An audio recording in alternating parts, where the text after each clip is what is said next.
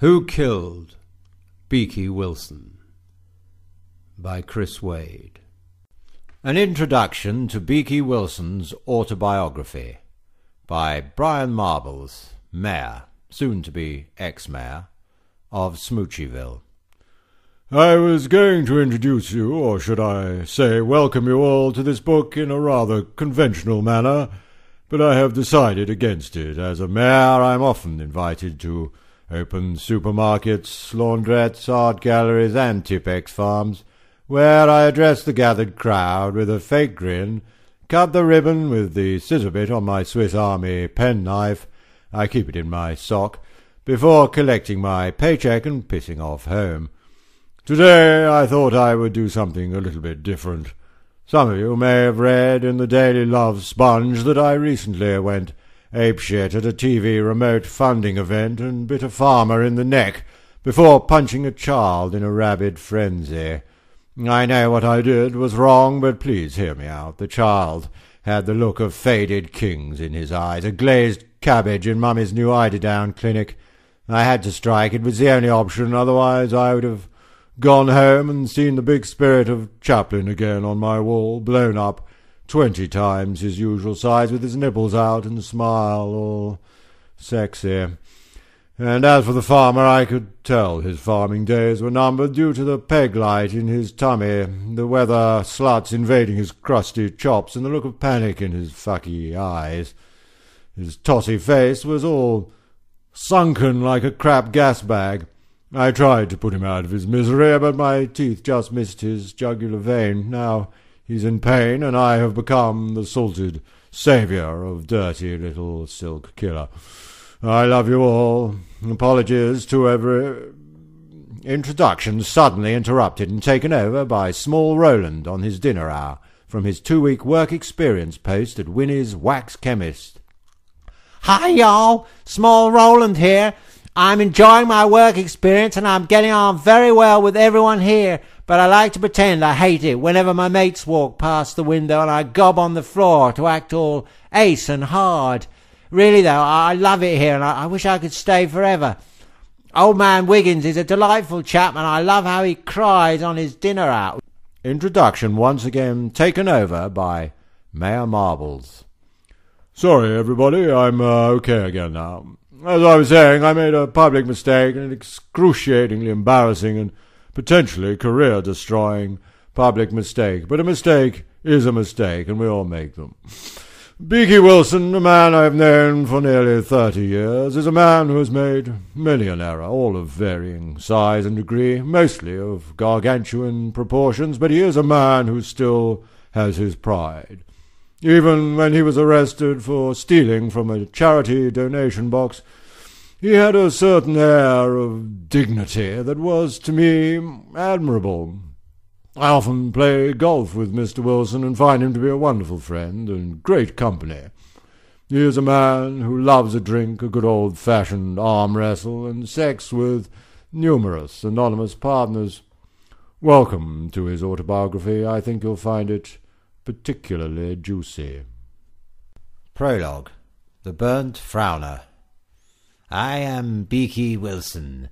I am starting off my autobiography with a small taster that will later appear in my wonderful book on page 46.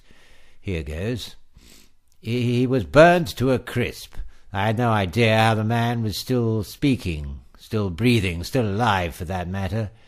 There he was, crouched on the ground in the aftermath of the blast, his cigarette lit from the now calming flames. It stuck out of his mouth, seemingly undamaged by the fire, still completely smokable, and judging from the whiffs that permeated from it, herbal. His eyebrows had gone white, sticking out from his black face like 2 sore thumbs. The poor burnt frowner. Did he know that he looked ridiculous? "Stop staring at me like I'm a doomed man," he said, with his posh manner surprising in the wake of such a hellish scene. "I don't need your fucking pity." He was sat in the debris, legs crossed on the ground and arms loosely on his lap like 2 dead snakes. I was stood in shock. "Are you okay?" I asked him. "Of course I'm okay. Stop being ridiculous. I personally didn't believe I was being ridiculous, but hey, some people see things differently, don't they? Chapter 1. Charlie was tired, so very tired. He was physically and mentally tired. Life was becoming a series of hard tasks, a gauntlet of worry, a complex set of emotional blows, each more difficult to put up with than the last.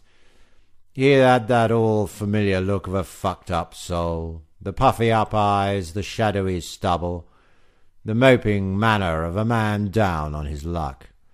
He talked to himself all day, sometimes about how much he missed the 80s sitcom Cheers, other times about condoms and fish. Charlie awoke at 12:53 and lay there for a little while, unbelievably sweaty and snotty in the debris that was his bed. The quilt was all messy, and the undersheet was hanging off the edge of the mattress like a pressed, ironed-out animal, trying to come back to life and flee the swamp of dream stress and salty sweat. His eyes were opened, and they were instantly irritated by the light coming through the tiny window in his bedroom. He could see the passing legs of busy people going about their daily routines. Charlie had seen every possible variety of shoe, boot, brogue and sandal, the only view from his window being the odd fleeting glimpse of some stranger's footwear choice. He felt like a little mouse peering out through the gaps to make sure it was safe. Those eyes of his wanted out of this cruel day already. The white painted walls crumbling and flaking. Oh, how he hated them so. In the holes he imagined little creatures living a life there, poking out at him as he got his head together. He named them the Bolters, and they were led by their orange-skinned master, Scanu. But they weren't there at all. That was just his confused state playing havoc with him.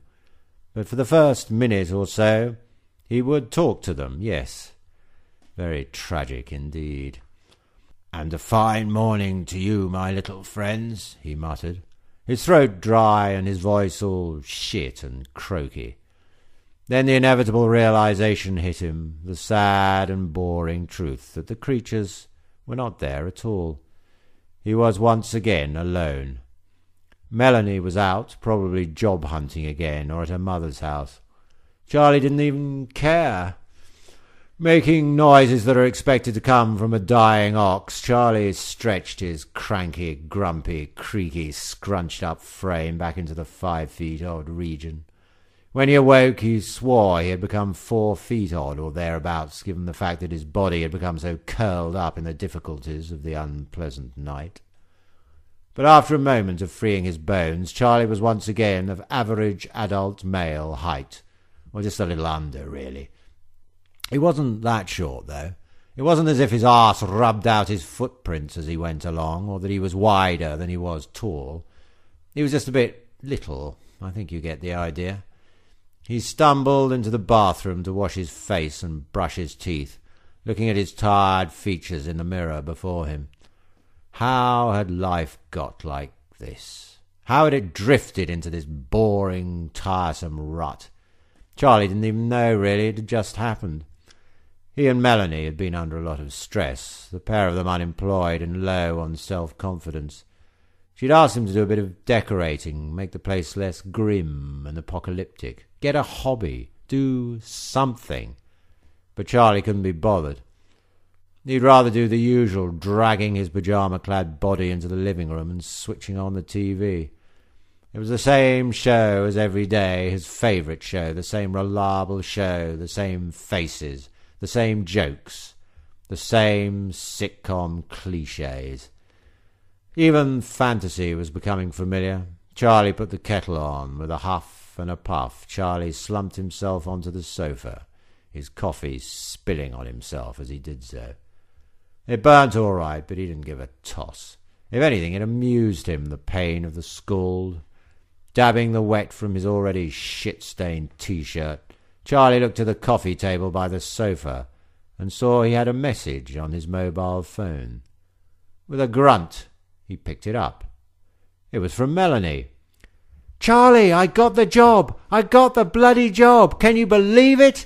I start this week. We can go out later for a drink to celebrate. I love you. Love from Melanie. The excitement and boldness of the giddy capital letters put a smile on Charlie's face. He was genuinely happy for his love. It was bound to make their lives better now she had a job.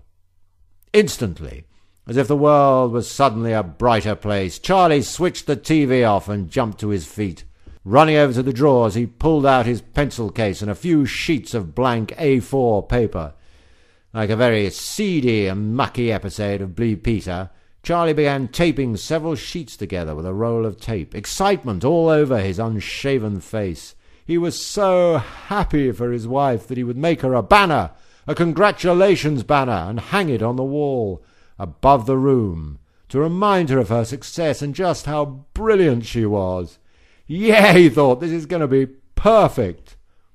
After taping together 10 or perhaps 11 sheets, he ran into the kitchen on giddy tiptoes to rummage through the drawers, hoping to find something that could be used to hang the banner up in the air, some string, for example.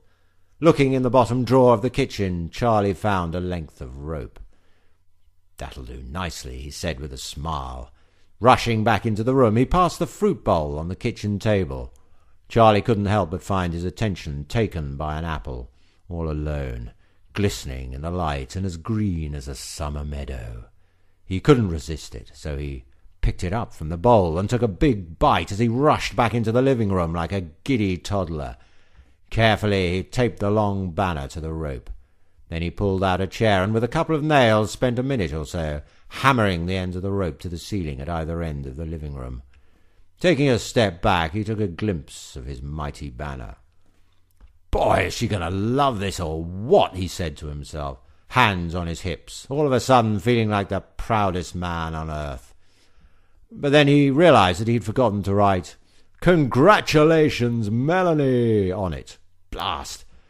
So, as quick as a flash, he moved the chair to the centre of the room with a black marker in his hand and stepped onto it. Reaching out to write with a bold pen, Charlie's foot suddenly slipped on the wooden surface of the seat, and in a moment of panic, the chair fell down beneath him. As Charlie fell, his neck was caught on the rope, and somehow, in the quickest and most confusing second possible, the rope got wrapped all the way round the poor man's neck. It was a knot of unavoidable dread. The apple still in his mouth, Charlie struggled to set himself free, but found the rope was just way too tight. He was being hung like a common killer. As he came to the realization that he was indeed choking to death, his face as red as a beetroot, he waved his legs about in desperation. But as he did so, his loose and rather ill-fitting pyjama bottoms fell down around his ankles in the commotion. For 10 more seconds, Charlie scrambled around in the air, desperately trying to loosen the grip of the rope. But it was no use. The tightness was too overwhelming, and quite soon Charlie's struggling had ceased. He was dead, hanging there in the air, the banner and rope wrapped tight around his neck, the apple still in his mouth, and his pyjama trousers down, revealing his cock and balls. The chair was on its side, one leg broken, while his black marker had rolled away on the carpet and under the sofa out of sight.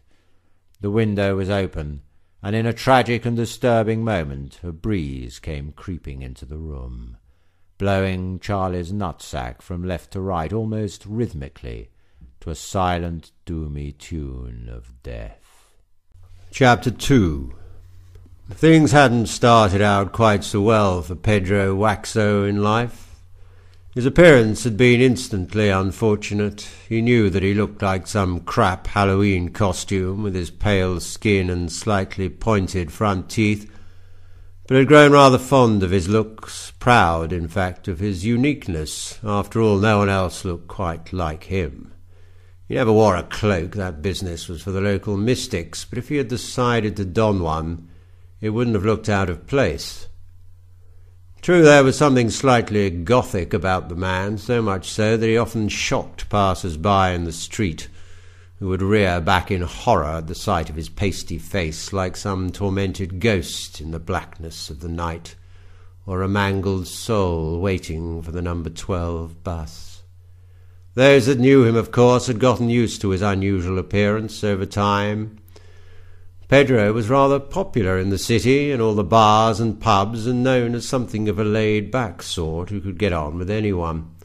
He rubbed shoulders with the drunks, the suits, the delivery men, minor celebrities, and those pissy-eyed strangers passing through the town. He was likeable. Pedro had just been born that way. In Smoochieville there were only a few pubs in the main town, and each of them had their regulars. The Penny Fun was where Pedro wound up most evenings after a hard day at the newspaper he worked for, to loosen his tie and have a few drinks. It wasn't the classiest of places and was as dark as a cave, but Pedro and many others enjoyed spending their time and money there all the same. The barman was Starry Night. He was a tall, slightly seedy character who always seemed to be cleaning a glass with a whiter-than-white towel, while giving people the latest town gossip. Starry loved gossip, and somehow seemed to know everyone's secret affairs. Buffing up a trophy he had won for aligning all Dutch checkers in the late 1990s, he sneakily sidled over to Pedro, who leaned on the bar after a hard day at the office. Everything had to be a big secret to him, some hush-hush covert operation, and Pedro found this amusing. "You heard about Charlie Biggins?" he asked, spitting onto the towel and scrubbing away like there was no tomorrow. "Dad was wanking, doing the old chokey thing. It all went wrong. Hung himself." Pedro lowered his glass and his jaw dropped, both activities being performed at the exact same speed and time. "Really? When?" "Couple of days back," Starry added, eyeing up the parameter to ensure no one was listening in. Of course no one could possibly have been listening in, as Starry and Pedro were the only people in the pub. But this didn't matter one bit to him. It was all so exciting. Just goes to show you never really know someone. You never know what goes on behind closed doors, do you? It's a shame. But the fellow wasn't meant for this cruel world. "Poor guy," Pedro added, loosening his tie some more and taking a big swig from his drink. Another one had met their end, and Pedro raised his glass in honour for the fallen soul. At that very moment the bar door squeaked open, bringing in a tiny beam of light that briefly brought the dingy pub to life. In the doorway stood a dark figure wearing sunglasses, clad from head to foot in black. Slowly and coolly he approached the bar and leaned one arm off it like some posing cowboy in a shady saloon. His long, black, greasy hair glistened in the light of the dim bar lamp. "Get me a nice cool beer," he said, a thick American accent blurting from within his man voice. Pedro thought he sounded like Bob Dylan, Blonde on Blonde era. Starry nodded and started pulling the man a pint. In the meantime, patiently awaiting his beverage, the American turned to Pedro, lowering his jet-black sunglasses to the tip of his nose. A smile appeared on his face, and his white teeth sparkled in the darkness like truck headlights on a highway. Highway 61, perhaps. "How you doing?" he asked, putting his hand out for Pedro to shake. With a weak grin, Pedro grabbed his hand and shook it lightly. The American, though, was much more thorough with his grip and shake combo. "Nice to meet you," Pedro returned quietly. As their hands parted, soggy sweat squeaking off the American's clammy palm, Starry emerged from the shadows of the bar with a foamy pint of beer. The American took it and handed over a $5. "Thanks, Guy," he said, taking his first sip of the drink, which spilled over the sides of the glass ever so slightly. Then the American nodded his head in satisfaction. "I was dry, not any more. That's one nice beer, sir, my friend." Slamming the glass down on the bar, he took a seat beside Pedro. Starry watched from the darkness, his silhouette in the corner like some sneaky sex puppet hanging from the ceiling beams. "Nice bar, huh?" muttered the American into the air, holding his head back and peering round. "Yeah, I like it. I come here every day," Pedro added. Starry nodded in agreement. His friend's endorsement of the bar would surely only do his business good. "I can see why," replied the American. "Looks like a laid-back kind of joint. My kind of place." He took another mouthful, and by now the glass was only half full. "What's your name, buddy?" "Pedro." "Right," he said, not even listening, as his eyes scanned around the blackness. "Don't you think it's dark in here, fellas?" "My customers like it this way," mumbled Starry from the corner as he polished an ornament of a fat horse. "Well, can't argue with that," his voice loudly, sounding even more like Dylan now. "Let me ask you something, leanr." "He's Pedro," he politely corrected. Still, the American didn't hear a thing. He was too busy putting all his effort into holding up his stoned head, which was filled with smoke and waking dreams. "What do you do for a living? How do you earn your bread?" "I work for a newspaper," Pedro meekly replied. For some reason his words seemed to upset the American. With that brief reply he suddenly became angry, and his very being oozed rage, disappointment, and bitterness. Pedro was alarmed by the American's rape face emerging out of the darkness with mad eyes glinting out from behind his sunglasses. The beatnik was about to unload a meaty barrage of dissatisfaction. "Oh, you work for a newspaper," he began in an unstoppable rant that made his own skin visibly writhe and pulsate. "You work for the man. You're the man's bitch. You go down on him and suck his cock. You go to work on the man's cock and he pats your head, patronizingly. He calls you a good boy as you put his rod in your mouth. You drain the man's balls dry, milking them into your mouth. The man uses you as a dog boy, and you go along with it. All for a desperate pay rise, for some measly promotion. You bend over his desk and he shoves his load in you. Metaphorically speaking, you're a piggy bank, and the slot is your ass. The man's juice is the money, and he puts his money in the slot. He's come right up your little chute. He abuses you, and you lap it all up for an extra cent an hour, you penny fuck.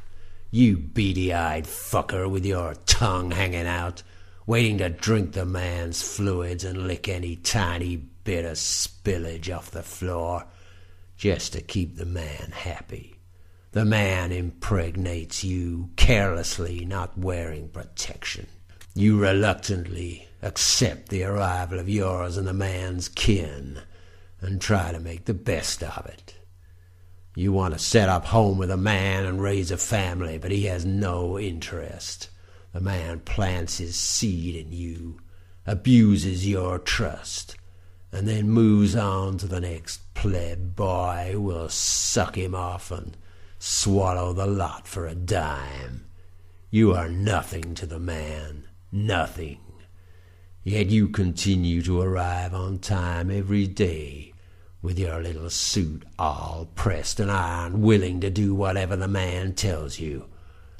Hopefully one day you'll be in his place. You will become the man yourself, so you can corrupt and degrade every little fuckboy that comes crawling in for a fat paycheck. Then you can think to yourself, it was all worth it. All that sucking and swallowing was worth it in the end. All the hard work paid off. That's what you'll think, my friend. There was a silence in the pub. In the aftermath of the American's rage, Starry and Pedro said nothing. To be honest, they were a little startled. One of Starry's eyes was slightly visible in the light from the lamp, but the rest of his body was engulfed in the black. The American finished his beer off and licked his lips. With a quick sigh, he said, "I'll have another, if that's okay with you, barman." Starry did as the American said, with a quiet presence that was almost haunting. "Right away," he said, nodding his head like a servant to his master. "So what you working on at the moment for this newspaper?" asked the American, all hostility drained from his now friendly tones. Pedro looked around nervously before accepting that this might just be the man's way. "Americans, eh?" "Oh, you ever heard of Beaky Wilson?" Pedro asked. "No," replied Starry and the American in perfect unison. "He's an old film star, terribly deluded actor, but he's got an autobiography out and the paper is insisting we review it. Well, I say insisting, he's paid us rather handsomely to feature him, and it was a sum we couldn't refuse." Pedro then pulled out a newspaper called the Daily Mush, a dirt-digging excuse of a publication that had run into trouble with tapping celebrities' phones and going through their knicker drawers. The Daily Mush, our rival paper, did an interview with him last week, so we're keen to get him in our pages too. And like I said, he's giving us a lot of cash. He's rich, you see, inherited lots of money from his father. Never made much money as an actor, mind you, but I suppose that doesn't matter to him. The Mush really ripped the guy to bits. Clearing his throat, Pedro pulled the article up top his face and read it aloud to the American and the still silent barman. "Anyone heard of Beaky Wilson? No? Well, he's hardly surprising, really. He hasn't made a film of any note since the late 70s, and even then it was a semi-pornographic Roman epic, The Emperor's Sex Wand, and he was appalling in it as a humpbacked pervert who dicked his way through ancient Rome. Well, that old has-been is attempting to claw his way back into the limelight this week with the muted release of his autobiography, A Charmed Man, The Life and Times of Beaky Wilson. In the book, which is a total bore, he recalls various allegedly funny stories which include him serving a prison sentence for stealing animals off farms and filling up Dennis Norden and getting slapped for it. I met with Beaky in a park for our strange interview, which resulted in me fearing for the man's mental state. He was already there on the bench waiting when I arrived, with a mad look of panic in his beady eyes, a tattered hat and a mucky old coat like some peeping pervy flasher would have. He appeared to be on edge and paranoid. First he asked me who I was, then searched me thoroughly. Through my pockets he rifled, often touching places I didn't want him to touch, and lingering over certain parts of my body for way too long. I asked him what he was looking for. He replied in a disturbing tone, "I'm just making sure you don't have a special gun on you. Someone wrote me a letter saying they were going to kill me with a special gun, and I was hoping it wasn't you." Then we took a seat together on the bench. He offered me a sardine and produced several old photographs from a yellow carrier bag. The first one was of his mother, dressed in rags and begging for money on the street, as she glared teary-eyed at the camera. That mother, he informed me.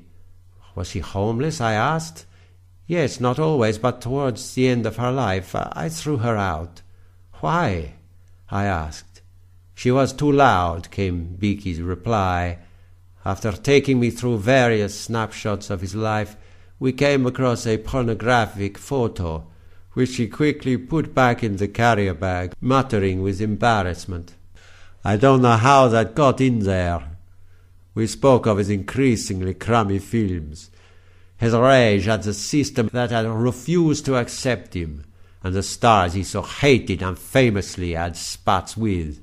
He told me of his disappointment, being thrown off the set of Scorsese's Taxi Driver, where he was supposedly playing the pimp. Artistic differences, dear boy, he said. He couldn't handle my vision, replacing me with Harvey Keitel. Now whenever I see a picture of Scorsese, I gob on it. Have you seen the man's eyebrows like slugs? The rant went on for nearly 30 minutes, until I had enough. I told Beaky I was going back to the office, thanked him for his time, and stood to my feet. But the weirdest thing happened. Beaky began to cry, fell to the ground, and clutched onto my ankles, begging me to stay longer. He said he was lonely, frightened of the world, and trusted me to guide him through this dark place, that is his life, as he supposedly liked my neck. I made my excuses and promised I would go for a slice of apple pie with him the following day. I was actually quite saddened by this moment, but my underlying feeling of the man is that he is a pitiful drunk, bitter about his failed career and lonely due to the fact he has alienated everyone who ever knew him. The book, I later discovered, was the most disturbing thing I had ever laid eyes on, crammed with foul language, ridiculous lies, and tragic excuses for anecdotes. Is dire, but will one day come in use. Soon enough it will be in the bargain buckets and will probably cost less than a roll of toilet paper. So get it then, if only to save money on bog roll. Pedro lowered the newspaper and sighed. Looks like you got a real case on your hands, mister, the American added, taking a sip from his newly pulled beer. There were 100 seats set up in the large, echoey hall, and only 5 of them were filled with humans. The other 95, well, they were empty, completely devoid of arses. Beaky Wilson was admittedly disappointed. He'd expected a full house, a swarm of fans, and an army of curious townfolk ready to delight in this promotional event that marked the release of Beaky's autobiography. The night before, he had taken notes in a 100-sheet pad of paper, rearranging his speech and perfecting the various parts of his inspirational talk. He had dreamt of adoring masses rolling around in fits of laughter at his anecdotes. They were great anecdotes, really great anecdotes, hilarious ones. He wished that more people had turned up. He really did. If only they'd have come along, they'd have rejoiced. As he recalled the many splendid adventures from a 40-year film career. But it was not to be. Beaky blamed the hall staff. They'd only put one poster up advertising the event, and that was in the public lavatory near the park where all the druggies did their dealing and injecting. But Beaky was a professional, and whether the crowd was 10 or 10,000, he would have given it his all. Well, the latter number was always going to be an impossible ideal, really.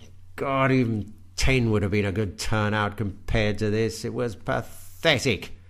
Beaky tried to put on a brave face, standing there before the 5 nitwits, but was finding it hard to keep that tacky, painted grin on his face and stop himself from breaking down in tears like a tragic penny mouth.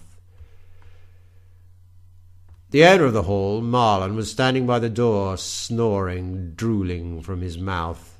One man, a lost soul in his mid-30s, with thick-rimmed glasses, had brought along a curry and proceeded to eat it there in the front row, a selection of naan breads and poppadoms on the seat beside him. Worse still, Beaky was allergic to spices, and the stench from the man's meal was making him sweat. His eyes were becoming puffy as well. So it's awfully nice of you to come today. I really appreciate you making the effort and getting down here. It means a lot, Beaky began, standing on the stage and trying desperately to muster up some enthusiasm for this shit event. His long hair waved around effeminately as he spoke, and his red nose shone in the light. Shame more didn't come, but I guess there's a lot to compete with these days. What with music, television, internet, porn, all that lark. Anyway, it's still nice that you've come. As you can see by the promotional stand here, my autobiography is out. Beaky raised his arms in the air, so wanting an eruption of immense celebration, a deafening mass of uncontrolled hysteria. Beaky Wilson tells all. But the 5 gathered corpses did nothing. A man in the back row, wearing a Subbuteo football pitcher's coat, coughed a cough that echoed for 10 seconds in the rubbish hall, which was crumbling and clearly on its last legs. 2 bits of ceiling came down on Beaky's head in the introduction alone. Brushing off his disappointment, Beaky picked up a copy of the book from the stand beside him. Right, this is it. It's only £19.99 for the hardback, and it'll take ages to read, so it's real value for money. I was going to read a bit from it. For all you lucky people, I'll just find the page. As he rifled through the hundreds and hundreds of pages, the door quietly opened, and in came Pedro Waxo, somewhat sheepishly. Beaky's head bolted up, and the faded thespian glared across at him like a hawk. "Who are you?" he asked defensively. "I'm Pedro from the Daily Love Sponge," he replied, clutching his notepad. Beaky groaned and looked him up and down distastefully. "Ah, it's you, is it? One of the press. Well, take a seat. Don't forget to get your fucking knife out, mate. No doubt you're going to cut me to bits, too. Just like that cunt in the Daily Mush did." No. Pedro tittered nervously as he took a seat beside the curry man, who instantly offered the journo a bite from his onion bhaji. Pedro declined. "Right, if you're listening, I'm going to read a segment from my wonderful autobiography." Beaky coughed to clear his throat. Immediately, a man in the third row with a unibrow raised his hand in the air.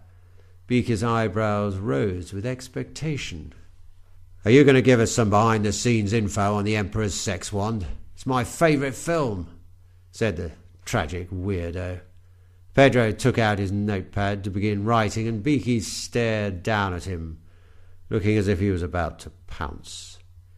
Pedro nervously put his pen away like it was a gun he had chickened out of firing. Then Beaky looked to his fan. "What do you want to know about the Emperor's sex wand?" he asked reluctantly. "Well, I wanted to know if the sex on the screen was real. Did you really get to pork any of them fit birds?" The hall fell silent, and Beaky ignored the man's questioning, slipping on his reading glasses to begin the lesson.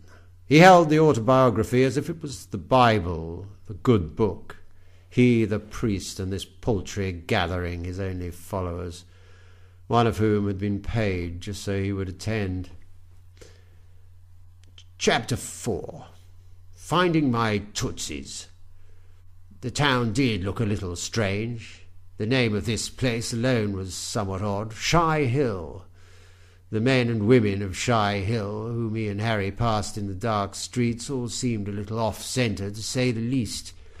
We passed one man who had no forehead, and also spotted two twins with staple guns strapped to their belts. As we roamed the quiet town, feeling more clueless as we ever had, our knackered eyes were on the lookout for a hotel. It was a cool night. Not overly cold, just cool, but Harry's feet, as he claimed, were beginning to feel sore, and he was keen on getting some rest. Although I dare not say it out loud, I couldn't help but notice that Harry reeked of sweat. To be fair to him, though, he had been walking for a considerably long time by then. His tiredness, though, did not explain why his hunting jacket smelt of off-cake. When the church bells rang out 11 times, I decided quite simply that enough was enough, and set my eyes on the first building I could see. To my left was a long line of houses, a continuous row of 20 or more brick homes. One of them instantly caught my eye more than the others, simply because it looked so cosy and hidden from everything else. There were 10 steep stone steps leading down to the front door of this unwelcoming flat, and on the stairs were various small plant pots containing colourful flowers, and there was also a handrail to help you down. Putting my hand on it, I realized it was made of leather. Harry was panicking, of course, and was trying to talk me out of heading for this place, but I had decided this was it for the night. I was tired, and these folks were surely nice enough to let us in for the night. On the way down was a window. As I descended the steps, I peered in through the open curtains. It appeared to be a study of sorts, with stacks of books, old Roman Polanski videos, and papers everywhere. But it was too dark to make much else out, although I did spot a man holding a plate of crumbs, nodding his head and muttering to it incoherently. Intrigued, I continued down the steps and came to the front door, which was painted a shade of blood red.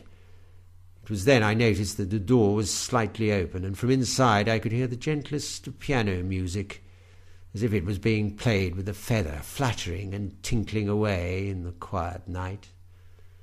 Already it seemed so calming in there. Slowly I pushed it open and entered into the hallway, the door creaking loudly as I did so. Harry followed close behind me. There I found myself in a long, thin hallway, the ceiling above me covered in tin foil, and the light from a lamp halfway down the corridor very dim and atmospheric. The piano music seemed to be playing from small tinny speakers from inside the study to my right. "Hello," I said, somewhat quietly, hoping I didn't need to raise my voice for the homeowner to hear me. After all, I didn't want to wake anybody up, did I? Upon entering the study, the first thing I saw was a large fat cat sat on a scruffy old sofa, which had bits of stuffing hanging out of it. The cat gave me a slightly hateful look, his face all sunken and small, inside the large cushion that was his bloated body. Around this ginger, lardy lad were stacks of books, all piled up in no particular order, and piles of newspapers, documents and folders bulging with papers. Most of these towers were over 6 feet high and looked as if they were just about ready to fall. Just as I was having a bit of a nosy about the dingy study, I turned round to see a small elderly man stood by the desk, plate in his hand and a look of intrigue on his lived-in face. "And who might you be?" he asked in a muddled, gentle purr. He removed his glasses and frowned at me before standing to his feet. A short man, he was only a tiny bit taller at standing level than when he was in his chair. "Oh, sorry to interrupt at such an hour, sir," Harry said, stepping forward to handle the situation with his posh, oily charm, grovelling slightly, I'm sure. "I was just looking for somewhere to stay. I didn't mean to intrude at such a late hour." "Nonsense, dear boy, nonsense," he smiled kindly, approaching us from his darkened corner. Behind him I spotted an old typewriter and a TV which was switched on but muted. On top of the TV was a small radio playing the soft piano instrumental. The old man reached us both and held out his small hand, his bald head shining like a bell end in the small amount of light from his desk lamp. "I am Ryland. Nice to meet you." I nodded and smiled, shaking the seemingly gentle man's hand. Then Harry did the same before the old chap placed his hand on my shoulder softly. He then ushered me towards a chair beside the couch where the tubby puss-puss was sprawled out. Harry followed like a lost puppy. "I was just looking for a hotel to stay in, and I wondered if there was one nearby," I said, parking my bottom on the soft chair. He stood over me and smiled warmly as Harry took a seat beside me. "Oh, so you're after a nice hotel, then?" he asked. "Well, it doesn't even have to be nice, really. Any old dump will do. You see, I'm exhausted and really need a place to crash out," Harry said, his fakeness clearly evident. The old man glared at him with a tiny hint of anger. It seemed there was this strange air about him, as if he could erupt at any minute. Unpredictable is the best way to describe his appearance, and unsettled is the best way to describe ours. "You've surely never been to Shy Hill before, am I right?" We both nodded, and Ryland laughed quietly to himself. "We don't really have hotels around here, old chap. There is one hotel, but that is way on the other side of town." Then he pulled out a card and handed it to Harry. It was a business card. It read, "Drago's Hotel." The picture of this place was hardly selling it to me. It was crumbling and wringing wet with piss. "That's the one, is it?" I asked, trying hard to mask my distaste. "Yes, young lady," he chuckled, peering down at me. For some reason he had it in his head that I was a woman. A right shithole, isn't it? You don't want to stay there, you pretty young things. Now then, he patted my shoulder once again. "Would you like a cup of tea?" "Oh, yes, please," I replied excitedly, imagining that sweet sensation of a sugary tea reaching my lips. "And you?" he said, turning to Harry with the slightest scowl. Harry nodded. "Oh, certainly, sir."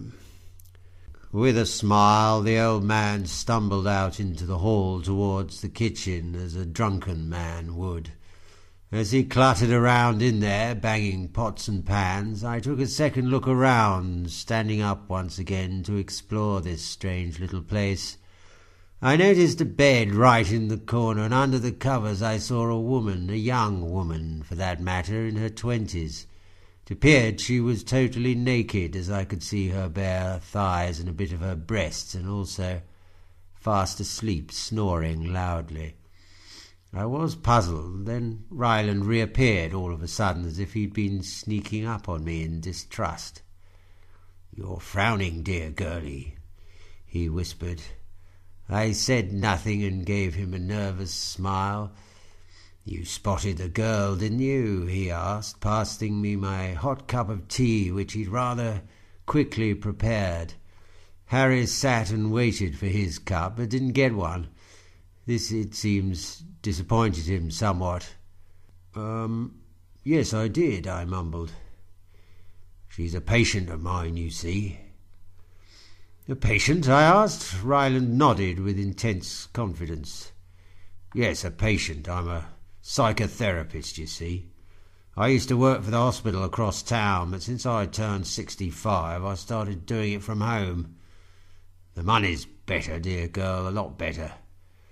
He took a cigarette out from his pocket and lit it up. The smell was incredibly strong, almost overwhelming. It must have been something other than tobacco in that crinkly old roll-up he had. "She's Abby. Lovely young girl, of course, but she's totally messed up. Poor little lost soul, doesn't know whether she's coming or going." "What's wrong with her?" Harry asked, raising his neck up as if it made him more noticeable, half curious, half frightened. "None of your fucking business, old chap," he calmly said, moving in a little closer. Suddenly and out of nowhere the old man had turned hostile, and his face was full of intensity. There was more to the ancient bastard than I had at first considered. "It's not open to discussion. It's work. It's private. I'm under an oath of secrecy, dear boy." Ryland took a long, hard drag from his dodgy ciggy and blew the smoke out above him. "I love her." There was a strange silence in the room, and Ryland gave me a long, deep look as the smoke circled the room, stinging my tired eyes. "You love her?" I asked him, curious now. "Yes, I do. I love the girl. But I'm not going to fuck her, no way, man.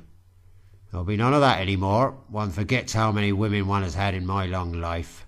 And if I've learned one thing, then it's that the sex is nothing, dear girl. It's about the love, the interaction, the relationship, the actions, the togetherness, accepting the flaws and being there for one another. But I know I'm an outsider, just like you are. Otherwise we'd both be working in banks. We'd be married and we would have children, right?" "How do you know I'm not married?" I asked, taking the first sip of my hot tea. "You're not married, I know that, and you know I'm right. And he on the couch is not your lover either. He's into you in a big way, though, I can tell." I didn't look Harry's way, and Harry didn't look mine. We had buggered each other once when we were understudies to Richardson and Gielgud in the late 60s, but there were no feelings there. "Anyway," he continued, "I love her, but I don't need to fuck her. What would be the point?" I said nothing. I mean, what would you have said? Exactly. There was nothing to say to the old man. Harry stepped into the conversation uninvited. Oh, come on, man, don't be such a wimp. Fuck her senseless, old man. Do her hard and fast. Pound her into oblivion.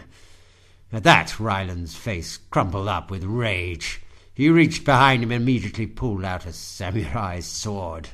Screaming like a fucking banshee, he swung it round and lopped Harry's head off there and then.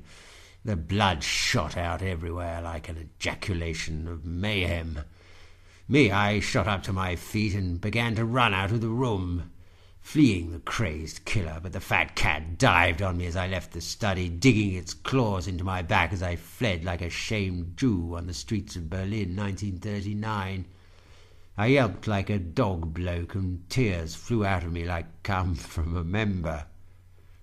Ryland followed me out too, bellowing obscenities, holding Harry's severed head in one hand by his hair and the blade in the other. I escaped from where I had entered and managed to shake the bloated cat off me.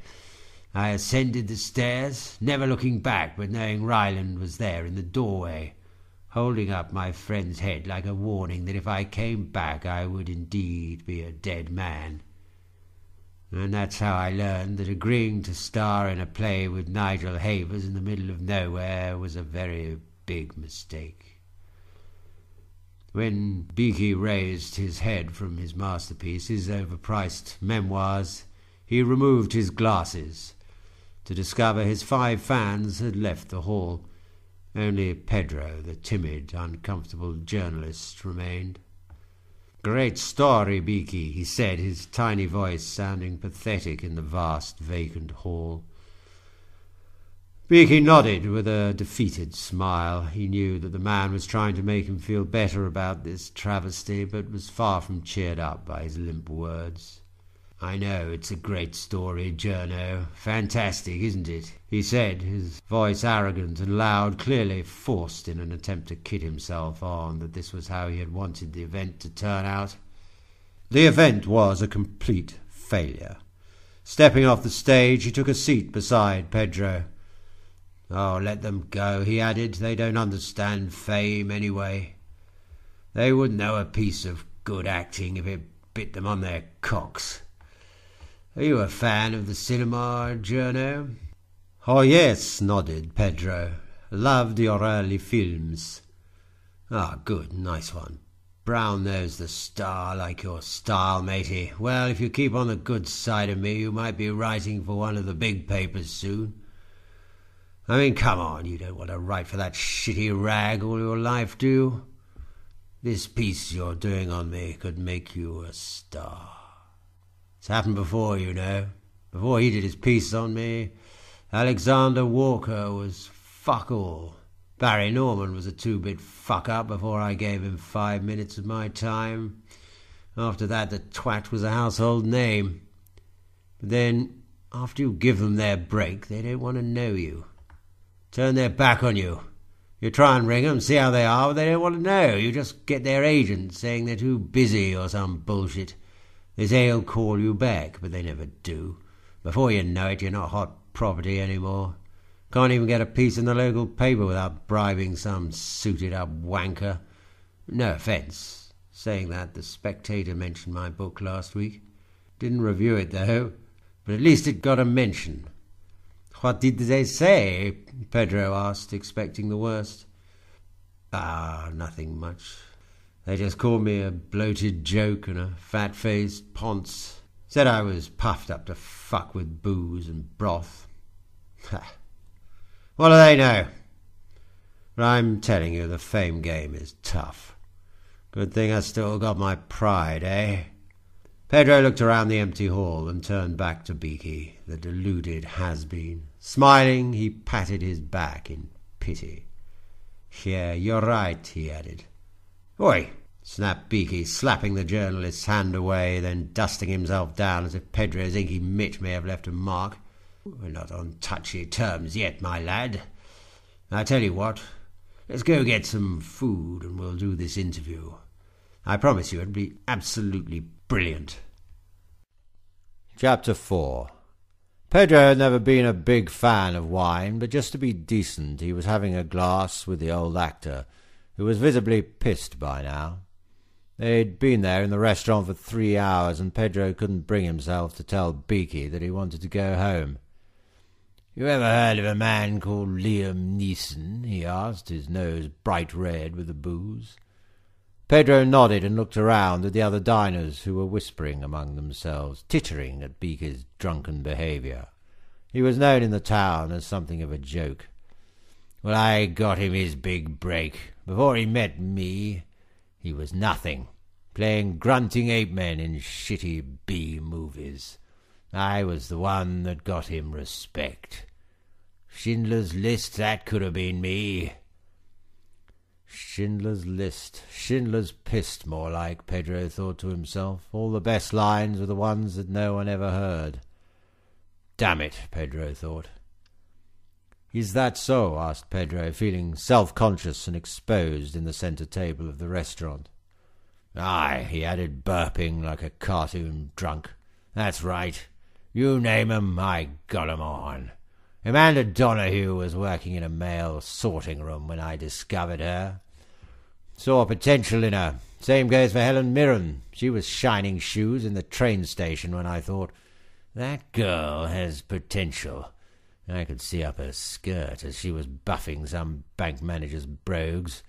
And look at her now, flashes her knickers at every given opportunity. I said to her, 'Get 'em out, Helen, get 'em out, and you'll be a star.' And was I right? Of course I was right." Pedro looked to his watch. "Look, I tell you what," interrupted the drunken rambler. "I'll take you back to the manor house. We can look at all the old memorabilia. I've saved a lot of it, all the old photos, film posters, press releases, you name it. How about that scoop then, eh? How about that little exclusive for the paper?" Pedro smiled with discomfort as he heard muttering from the next table. "That must be his new shag piece," said one tiny voice, muffled in pasta. "Yes, I think so too," replied another, hiding behind the wine menu. "I swear they get younger each time," said a third, mouth buried in their glass. Pedro looked around at the mocking diners, then at the pissed-up actor who glared at him with hope. Beaky's red eyes were struggling to focus, his head bobbing and his prattish grin almost heartbreaking. Pedro couldn't say no to him. "Yeah, that sounds brilliant, Mr. Wilson." Quick stroll later, and Beaky was letting them both in through the large double doors that led to the hall of the house. The garden was huge, and the 4-floor home looked unbelievably lavish from the outside. And inside it was just as spectacular. Painted ceilings, artwork hung on the walls, fine carpets. It was all pure class. And there, waiting by the stairs as the two men entered, was a butler, standing proud in a sharp tuxedo. Beaky led the way into the living room, removing his jacket. "How do you do?" Pedro said with a smile as he passed the butler, but he did not answer. Nor did he look at him or move a muscle, for that matter. He just stood there, blank-faced, staring into space. Slightly offended, Pedro shrugged off the servant's ignorance and followed his host into the living room. The place was a mess, papers everywhere, and 10 or more cats sleeping about the place, all over the wooden antique furniture and carpeted floor. There were clumps of hair everywhere. "This is home," Beaky said, walking over to the bar to pour some drinks. "Sherry okay?" "Please," Pedro replied. "Righto." "What's up with your butler, Beaky?" Pedro asked. "How do you mean?" the actor asked, passing his young visitor a large glass of sherry. "Well, I said to him, 'Hello,' and he didn't even answer." Beaky laughed and threw his head back. The spittle went everywhere, some of it in Pedro's face. "How do you expect him to reply to you?" he said. "The man's dead, dear boy." Pedro frowned. "Dead?" "Yes, dead. He was Father's butler many years ago. When he died, well, Father couldn't bring himself to bury the man, so he had him stuffed. He's been propped up in that hall for nearly 50 years now, holding up well, isn't he?" Pedro did not answer. He was simply too stunned to do so. Clearly, Beaky Wilson was insane. How was he going to write this up for the paper? Pedro decided to change the subject. So what kind of write-up should we go for then, Beaky? He asked. How shall we do this? Shut up, boy, and follow me, snapped the actor. Excitedly, Beaky walked toward a door at the end of the room and slowly opened it. As the two men entered a second room, Pedro was faced with cluttered walls covered in old film posters, movie stills, theatre tour programs, and framed newspaper clippings. The old man unveiled this shrine to himself with a wide grin on his face. "My career in pictures, my friend," he said, raising his arm to one side as if unveiling a much sought-after sculpture. Pedro expected Beaky to get out a pair of scissors and cut a red ribbon, so grand and ceremonial was his own self-pride. He pointed to a large poster above his head. "That is the original poster for a film I was supposed to be in." The poster read, "Beaky Wilson in Beaky Wonka and the Toffee Emporium." "You are supposed to be in this?" Pedro asked dubiously. The poster did look rather doctored, as if Beaky's strange face had been stuck over Gene Wilder's, who was, as everyone knows, the real star of the classic kids' film. "Yes, my boy, artistic differences once again. It's always the case. He didn't like my ideas. I suggested the fat boy in the tube, Augustus, suffocate and die in there. Of course, no one else liked it, so I walked. Got some other guy in to do it. I forget who it was, but he didn't do it anywhere near as good as I would have. Another lost opportunity. Not for me, of course, but for the film industry. They can't handle my vision, you see. Film directors, you will find, are mostly a savage breed of egomaniacal wanker. Fuck 'em, I say. Fuck 'em all." Pedro felt uncomfortable, peering to the ground. Quickly he took a sip of his sherry and focused his eyes on another film poster. It was the Emperor's sex wand. Pedro raised his eyebrows. "Aha!" he sounded with forced enthusiasm. "The classic itself, eh? Wasn't that film a big hit?" "Yes, it was," grumbled Beaky, clearly getting more drunk by the second. "In Vietnam it played for 6 years. Was banned here in England, of course. They call it too explicit. What do those tossers know? The censors make me want to vomit. Mary Whitehouse, what a crotchety, wound-up old fuck-hag. You know what she needed? A good old stuffing. A big cure of them to bonk some life into her. She boycotted the premiere. Her and her followers chased me down the brown carpet with placards which read, 'Beaky is the devil.'" "Brown carpet?" asked the journo. "Yeah, brown carpet. We couldn't afford a red one." "Brown's as good as red, I say. Anyway, that's not the fucking point. The BBFC butchered it. They wouldn't let us show an erect penis on the screen. We argued it wasn't an erection at all, merely a finger of friendship. They were having none of it. They snipped any scene featuring a stiffy straight out of the film. Not only that, they even cut out the scene where I have a threesome with a woman playing my mother and a mountain goat. Spoil sports. Saying that, I did catch a few nasty things while we were making that." "Really?" asked Pedro, feeling sick and light-headed. The sherry was getting to him now. "Yeah, I think I near enough got the whole alphabet of sexually transmitted diseases. Still, good times. Couldn't get a proper film part for years after that, though. Kind of a curse. Had to do a bit of the old top-shelf stuff for a while. I did one in Belgium called Star Whores, a science-fiction blue movie. I played Luke Skywanker. My mission was to rescue Princess Leia, then Leia, of course. Then I had to kill Darth Raper with my lightsaber. And you've probably guessed what my lightsaber was, right? The has-been laughed, a vile cackle, delighting in his sickening life stories. His laughter died down. "It's all in the biography, Pedro. It's all in there. I was a big star. They won't even let me on TV these days. I used to do the chat shows, do the rounds, so to speak. I still have part ownership of Sunshine Productions, but even they won't have me on. The boss, Barton Trinket, is a real old bastard. Stubborn old fuck. He loves these talent shows, all this reality TV bollocks. Won't let me on for toffee, the cunt. But I tell you what, I will get on. Got some fantastic ideas, me, real hot stuff. Think of it. My face on kids' daytime TV. Beaky moved his face point-blank up to Pedro's and pointed to it. His crinkled mug was a most unsettling sight. Lovely stuff. I'll get on the TV yet, you'll see. Don't worry. I'll get him round to the idea. After all, I deserve it, after all the money I've put into the place.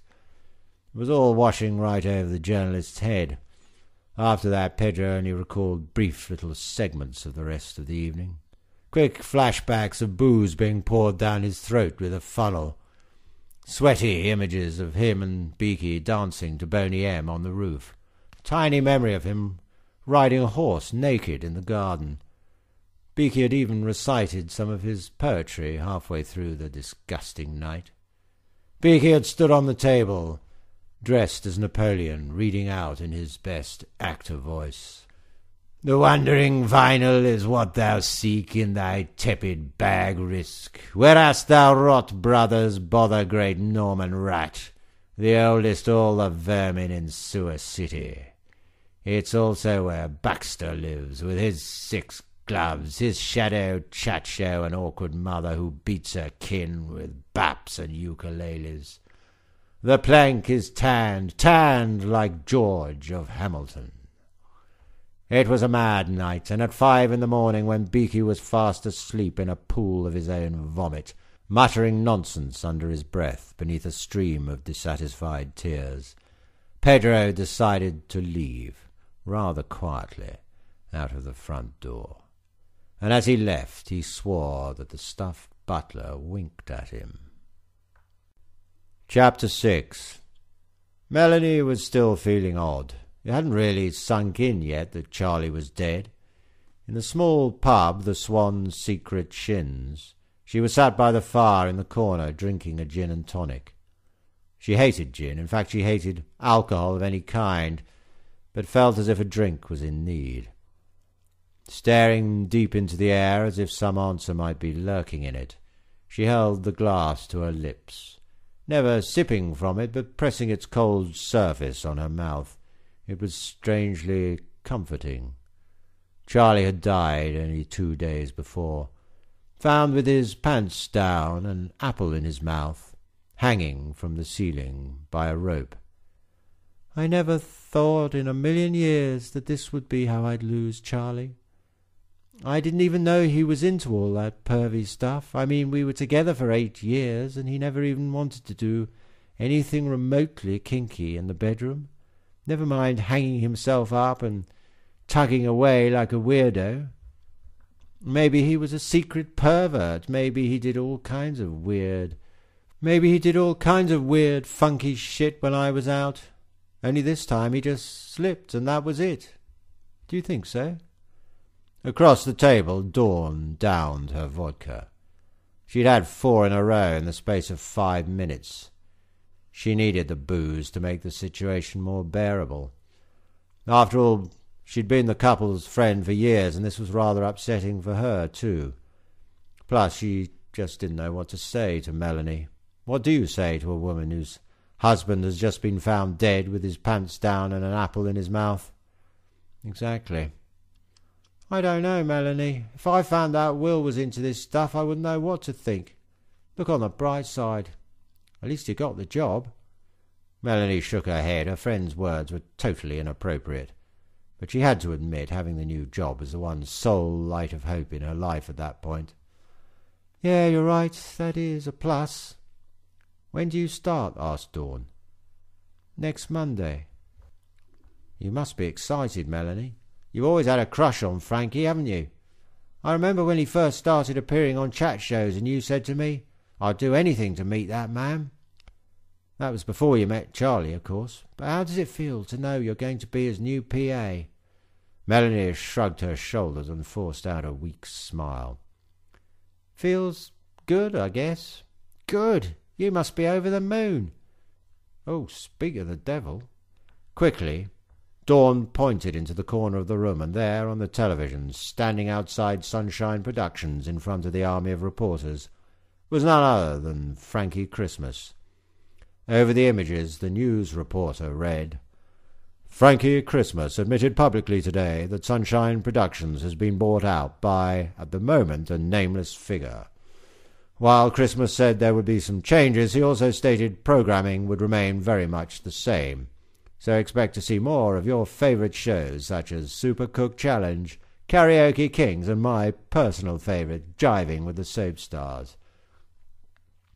Clashing with this, Sunshine Productions co-owner Beaky Wilson was found dead this morning in his Smoochieville manor house. The police suspect foul play. As a still image of Beaky hit the screen, a recent snap of the actor with his pants down, V-signing the press, Melanie turned away from the television and took her first sip of gin. She knew this new job was going to be far from a walk in the park, but at least it would distract her from dealing with Charlie's death.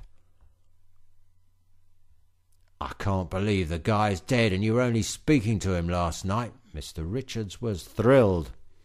It wasn't the reaction that Pedro expected, nor was it one that he shared, but to Richards this would only make their story on the late thespian even hotter.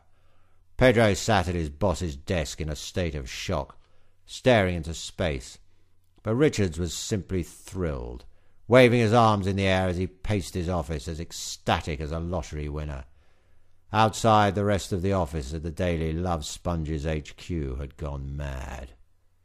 "Who would want to kill the bloke? I just can't believe it," Pedro added in a daze. "Who gives two shits who killed the old nothing? It's his last ever interview. We have to make this the cover story. Just think of the amount of papers we're going to sell on the back of this dead idiot." Richards bluntly shouted, all wound up like a cynical jack-in-the-box. Pedro stood up quickly, his face lined with despair. "He wasn't an idiot. He was a good man," he declared. "No, he wasn't. He was a nightmare, and you know it."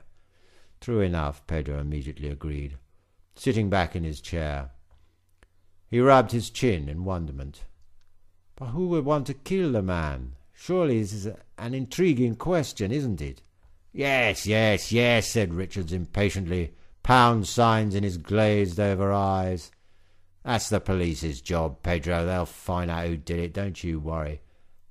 And that'll be yet another cover story. Now let's just concentrate on this article, you guys. We'll have a close-up picture of him splashed across the front page, looking all tragic and drunk. The headline will read something like, 'Pathetic film failure, strangled to death.' No, he shouted with excitement, shaking off his own ideas. We can put, 'Tragic star of the Emperor's sex wand murdered like animal in his own home. Last ever interview of Beaky Wilson,' something like that. God, it's making me sweat just thinking about it." Pedro smiled weakly as his boss rabbited on about his various cover and headline ideas, jumping around the office with sheer undiluted joy. But he wasn't really listening. He was intrigued who might have done such a thing, and also wondered if the police would come knocking on his door. After all, he had spent the previous night at the actor's house. Perhaps he was to be a suspect in this somewhat strange case. P.C. Plinth kissed his daughter on the cheek, who was reluctantly getting her way through a sloppy bowl of porridge at the kitchen table. Plinth then put the ill-fitting but obligatory police hat on his bald head. He had to get it swapped. The head measurement was all wrong. It kept falling off and always at the wrong time. How could he intimidate a fleeing criminal when his tit hat would go flying off in the wind, revealing his shiny bowling ball of a head? Many a sprinting mugger had collapsed into a fit of laughter, looking back and seeing this going on behind him, thus giving themselves up for arrest in the process. Funnily enough, even though it made him look like a wank chops, the ill-fitting hat had actually helped in catching a few crooks. Still, it looked stupid. Plinth approached his wife, who was making herself a cup of tea. He looked at the clock to see it was 12:30. A nice lie-in before a long day at work. "Why is she off to school again?" he asked, looking in concern at his daughter, who, it has to be said, did not look at all poorly. "Her knees hurt again," replied his wife. "Gonna take her to the hospital again. They couldn't find anything wrong last time." Plinth glanced at his daughter, who gave a cheeky grin. He knew what she was thinking. Mummy was gullible, even though she was tricking them both into getting another day off school. The officer was helplessly charmed by his little girl. The man couldn't help it, and in a way admired her sneakiness. He just hoped she wouldn't grow into a criminal. Liars make good crooks. That's one thing Plinth had learnt in his career. "Busy day today, love?" "Yep," he said, reaching into the fridge to get himself a juicy apple, which he instantly took a bite of. "We're investigating that murder. The old actor who was murdered in his home." "Oh, yeah, what an awful incident. Never thought that kind of thing would happen in our little town," his wife bluntly replied, putting 2 sugars into her cup. "What a sad way to go down, eh? I loved one of his films. The Emperor's Sex Wand, it was called. Bit racy, but highly arousing at the same time." P.C. Plinth shook his head and smiled. Chapter 7. Walking up to the front door of Sunshine Productions, Melanie felt a shiver of mixed excitement and fear climb up her back. She had adored Frankie Christmas for a while now, and here she was, beginning work as his personal assistant. Images of riding in his topless sports car down a long highway raced through her head. She also dreamed of making love to the star on his bed, writhing on silk sheets, all sexy and... No, I must not think that, she told herself, and she shook the pervy thoughts off somewhat reluctantly. After all, it was disrespectful to her recently departed Charlie to imagine rude scenarios like that. But then again, Charlie had turned out to be a pervert. She thought he'd been up to no good. What had he been doing there on his own anyway? Why did he have an apple in his mouth? God, he was a sick man, a sick and twisted, weird little man. That's what Melanie told herself. Before she could battle with her thoughts any longer, the front door of Sunshine Productions opened, and there stood Frankie Christmas, his white teeth sparkling in the doorway. He held out his firm, manly hand and shook Melanie's. "Hello, Melanie," he purred. "Welcome to Sunshine Productions." Melanie smiled back a bit gormlessly, and she felt her cheeks turn redder by the second. Could it be that she was already in love with this famous man? Surely not. "Hello, Mr. Christmas," she stuttered behind the goofiest of grins, a firm grip of his hand as if she was never going to let go. Was this a dream? No, it fucking wasn't. It was real. "Please call me Frankie. Come on in, Melanie," he smiled, closing the door and letting the woman inside. He led the way with a confident swagger down the corridor leading to the meeting room. "Follow me, Melanie. Sorry to get straight into the meeting room on your first day, but it's an important time for Sunshine Productions. We're meeting the new owners of the company. The whole staff has gathered for this momentous occasion." As they reached the door, Frankie turned to her and gave her a cheesy grin. Her heart fluttered. Then the door was open, and Melanie saw her new colleagues gathered in the large room, all seated on chairs in lines. There must have been 30 of them, all looking excited if a little nervous. "Take a seat, Melanie," Frankie said, pulling an empty chair out for her. As she sat smiling sheepishly, Frankie took a seat beside her, instantly placing his hand on her bare thigh, fingers lingering over the tip of her short skirt. She felt titillated, if a little shocked, by her boss's rather forward approach to business. Around the room sat the most respected and long-standing members of Sunshine Productions. There was Hilda, a 65-year-old TV legend and veteran, who had a rather relaxed post at Sunshine in the filing department. There was Monty, a gentle old man nearing 70, who was given the role of script sorter. There was also Tipper Irie, a younger member of staff in his 30s, who had been the assistant to Barton Trinket for years, now stepping down to an office role. Melanie found herself beside the kind old lady, Hilda, who gave her a little smile and shook her hand softly. "Welcome aboard, young lady. You'll find Sunshine Productions a very smooth-running operation, and the staff within are all friendly and well-mannered. I think you're going to enjoy your time here, Melanie." Old Monty leaned over from beside Hilda and nodded with a huge grin on his face. "Yes," he agreed, "you're in safe hands here, missy." Melanie smiled and nodded too as the veteran staff members assured her that life was going to be rather sweet at Sunshine Productions. Then a door at the back of the boardroom opened, and in came Barton Trinket, the aging boss of Sunshine Productions. His loyal, respectful staff burst into applause at the sight of him.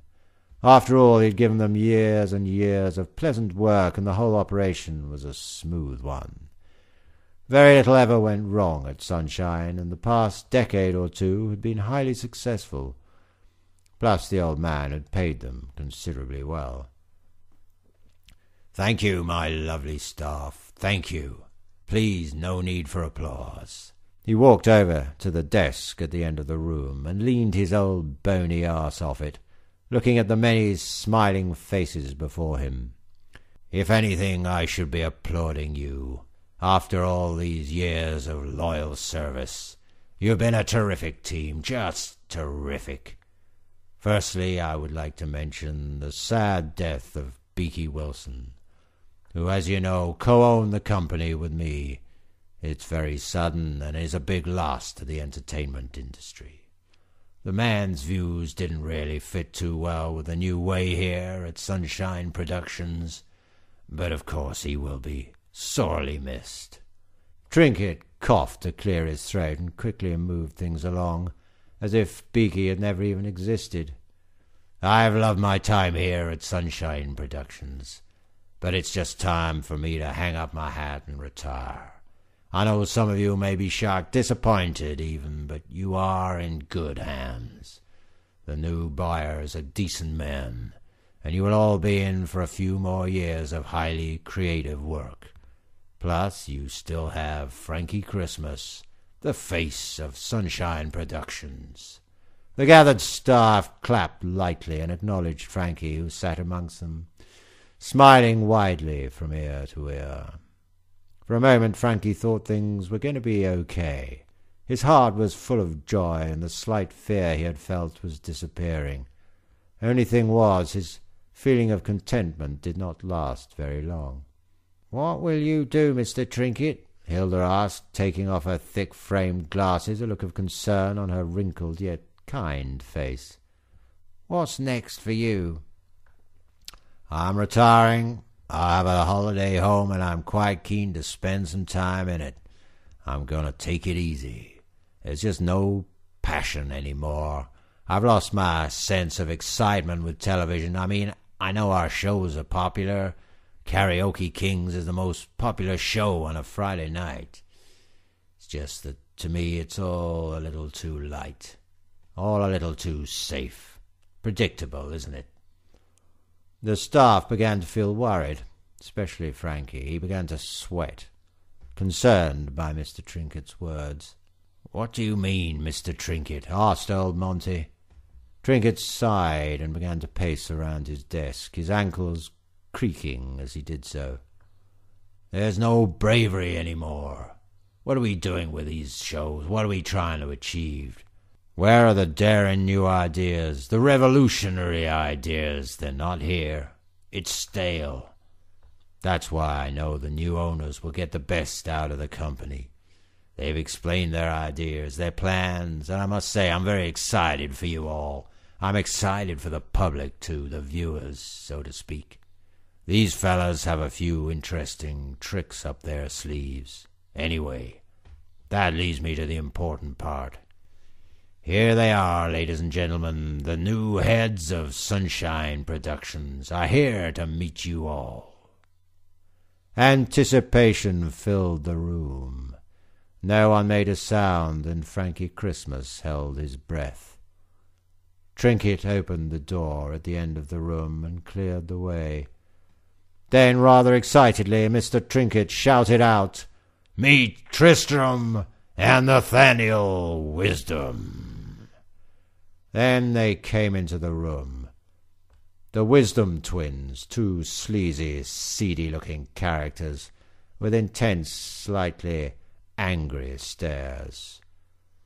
The room was silent as they stomped in harshly in leather boots and long, pissy raincoats.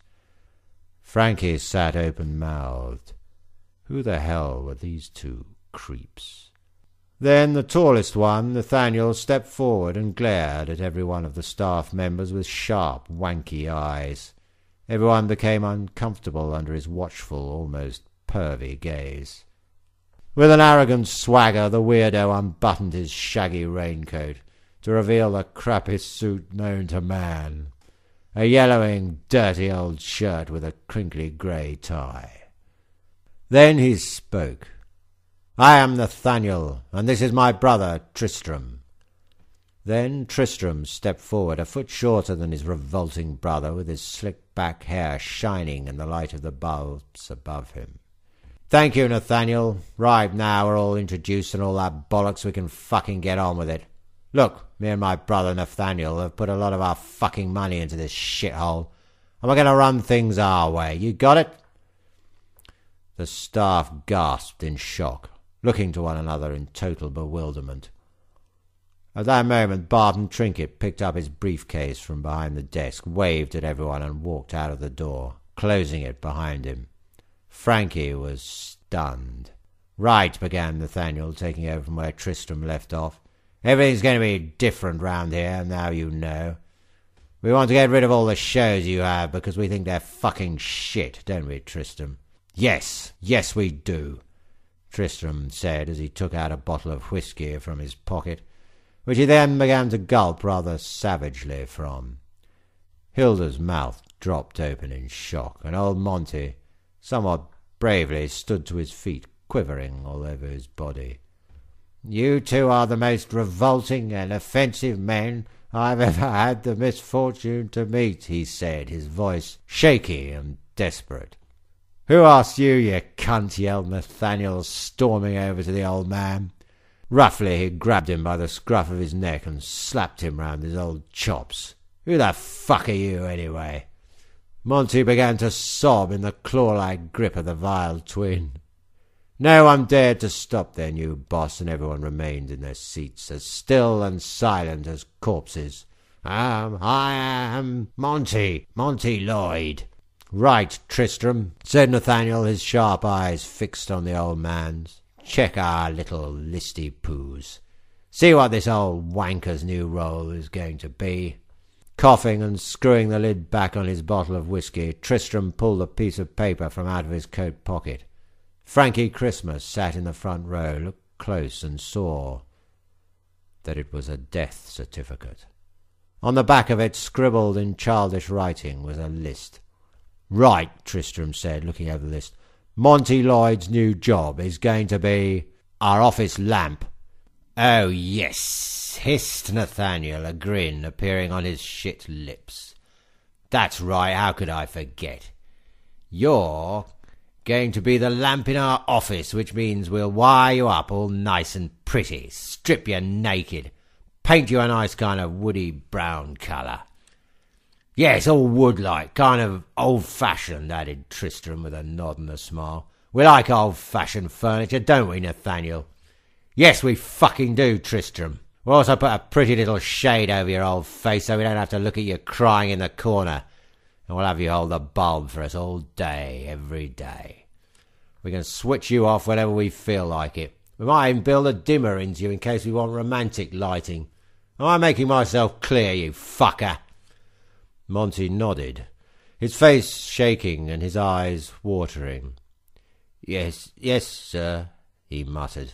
"Shut up, you babbling, you old fool," said Nathaniel, throwing the old man back to his seat. Old Hilda cowered away from Tristram as he stepped forward, alternating his pissy eyes between the list and her face. "Look at this one, Nathaniel. I don't like her, do you?" No, not much," he decided, looking down on her disapprovingly. "What's your fucking name, old woman?" At that moment the young tipper Airy stood to his feet bravely and faced Nathaniel with a powerful look of determination on his face. "I will not sit here and let you speak to her like this. She's worked here for 20 years, and if you think you can storm in here and start barking orders at her like that, then you're very much mistaken, sir." Nathaniel frowned at the man, and a smirk appeared on his face. Immediately Nathaniel head-butted Tipper, and the young man went flying to the ground, unconscious, a lump appearing on his forehead instantly. Nathaniel laughed away like a complete and utter bastard. Beneath his overpowering joy, workers sobbed quietly to themselves, while others sat completely still, too terrified to even move. "So," continued Nathaniel, turning back to his brother, "what's the old woman going to do?" "Says here she's going to be my footrest." "Your footrest?" asked Nathaniel. "Yes," snapped Tristram. "I want her to be my footrest." "Tough, she's my fucking footrest." "Fuck you, Tristram, she's mine." "No, I told you, she's my footrest." The two twins continued shouting at each other for well over 5 minutes, and eventually their rowing led them out of the room in a whirlwind of abuse and foul-mouthed yelling. In the aftermath of the nightmarish scene, no one said a thing. Melanie glanced at her new boss, Frankie Christmas, who held his head in his hands. Quietly he began to cry, as other staff members picked up the rather bruised and out-cold Tipper Irie. Chapter 8. The library was quieter than it had ever been on that chilly afternoon, and besides the old lady at the counter, Pedro was the only person in there. Hunched over the computer in the corner with a cup of tea from the vending machine before him, he typed Beaky Wilson's name into the online archive. Up came numerous results, old newspaper articles, film reviews, and the odd headline. They were all of varied length and size, but mostly all of them were quite lurid. Controversial film actor caught having sex with male prostitute on roundabout in park. Beaky Wilson, grotesque has-been, banned from Japan for exposing genitals in airport. Beaky Wilson fined for waving firearm in nursery. Aging, talentless hack Beaky Wilson, star of such forgettable filth as Midnight Rent Boy and Jailhouse Cock, sentenced to year in prison for poisoning respected Duke's beloved hound. This went on, each headline more vile than the last, each review more negative. Clearly Smoochieville had never had a lot of time for Beaky Wilson. Judging by the many things Beaky had done to so many people over the past few decades, a lot of them ranging from unsavoury to sickening, anyone could have killed him. The man had lived a life of despicable depravity without a single care for anyone else's feelings. There were so many reasons that someone would bump Beaky off now that the curious young reporter was really looking into it. Zooming through decades of controversy and shame, Pedro came to an interesting article. Beaky Wilson buys 50% of rising TV company Sunshine Productions. The veteran actor, 61, now co-owns half of the company, alongside showbiz legend Barton Trinket. "I plan to get myself back on the box. Kids' TV is crying out for a man like me, and I have plenty of ideas to boost this production company. Gone are the days of reality TV and talent contests." Pedro frowned profusely and took a sip from his tea. Just as he was about to press the print option, he turned round to see someone standing over his shoulder. Standing powerfully was P.C. Plinth, looking rather serious. "Mr. Waxo," he blankly said. "Yes, officer?" "I think we'd better have a little chat, don't you?" Shell-shocked from their experience with the hellish Wisdom twins, Frankie and Melanie took a trip down into the city to have some lunch. Little was said on the way there, and Frankie seemed to be in a rather reflective mood. In the cafe they sat opposite each other, Frankie not touching his pasta at all. He appeared to be miles away as Melanie took small bites of a salad sandwich. "Why don't you try some pasta?" she squeaked, somewhat timidly. She wasn't sure what to say. The morning's meeting had been the most horrific incident Melanie had ever been involved in. She was beginning to think this job was going to be far from ideal, and for a moment she thought of poor Charlie, her dead husband, hanging there in their home, with his legs all nude and vulnerable. But before she could dwell on it for too long, Frankie spoke. "I cannot believe that Trinket would sell the company to such a pair of bastards. It really is ridiculous. I can't believe it. Did I dream that? Did I?" Melanie shook her head and took a sip of coffee. "No, you sure didn't." "Trinket is a fucker for leaving us with those guys. I tried to call him, but he didn't answer. And now I can't even ask Beaky about it because the guy's dead. Typical. Seems a bit fishy to me, Melanie, how the guy just so happens to die like that. When I get a hold of Trinket, he's going to get a lot of stick from me, I can tell you. He can't do this to us. We have served him for years, and this is how he repays us. The old bastard!" Frankie slammed his fist on the table, and everyone in the cafe turned his way. "What the fuck are you all looking at?" he yelled, shocking everybody even more with this sudden thunderous outburst.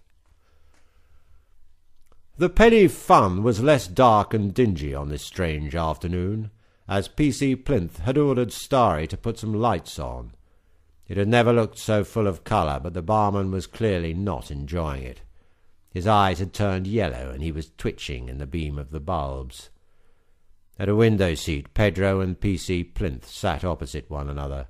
Pedro with a nice cool beer, the officer with a black coffee. People passed by the windows, going about their daily lives. "What is this all about, officer?"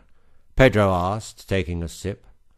Starry hid in the one patch of shadow behind the bar, trying to get as much info out of this conversation as he could, the nosy creep. "I understand, Mr. Waxo, that you spent the last night of Beaky Wilson's life at the actor's home in the hills. Is this correct?" "It is," he shiftily replied. Guilt was all over him, even though he knew he wasn't the man the copper was looking for. Pedro had always been the neurotic type, the kind of man who would own up to a murder out of pure nerve.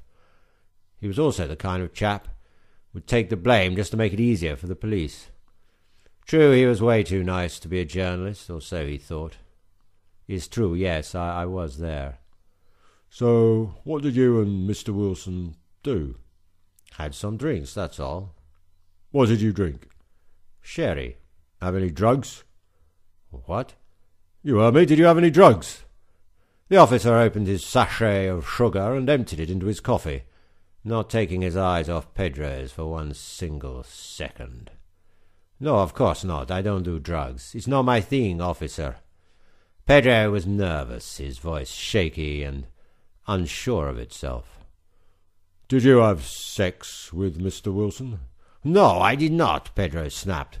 Starry's creepy little eyes were taking it all in, widened with shock and outrage, as his spindly little fingers felt up an ornament of a Viking.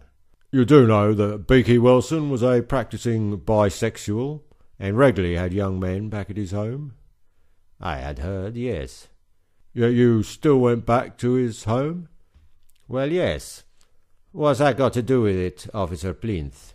"Are you curious?" asked the cop. "Curious about what?" "Man love." "No, why?" "Is that why you went back with him?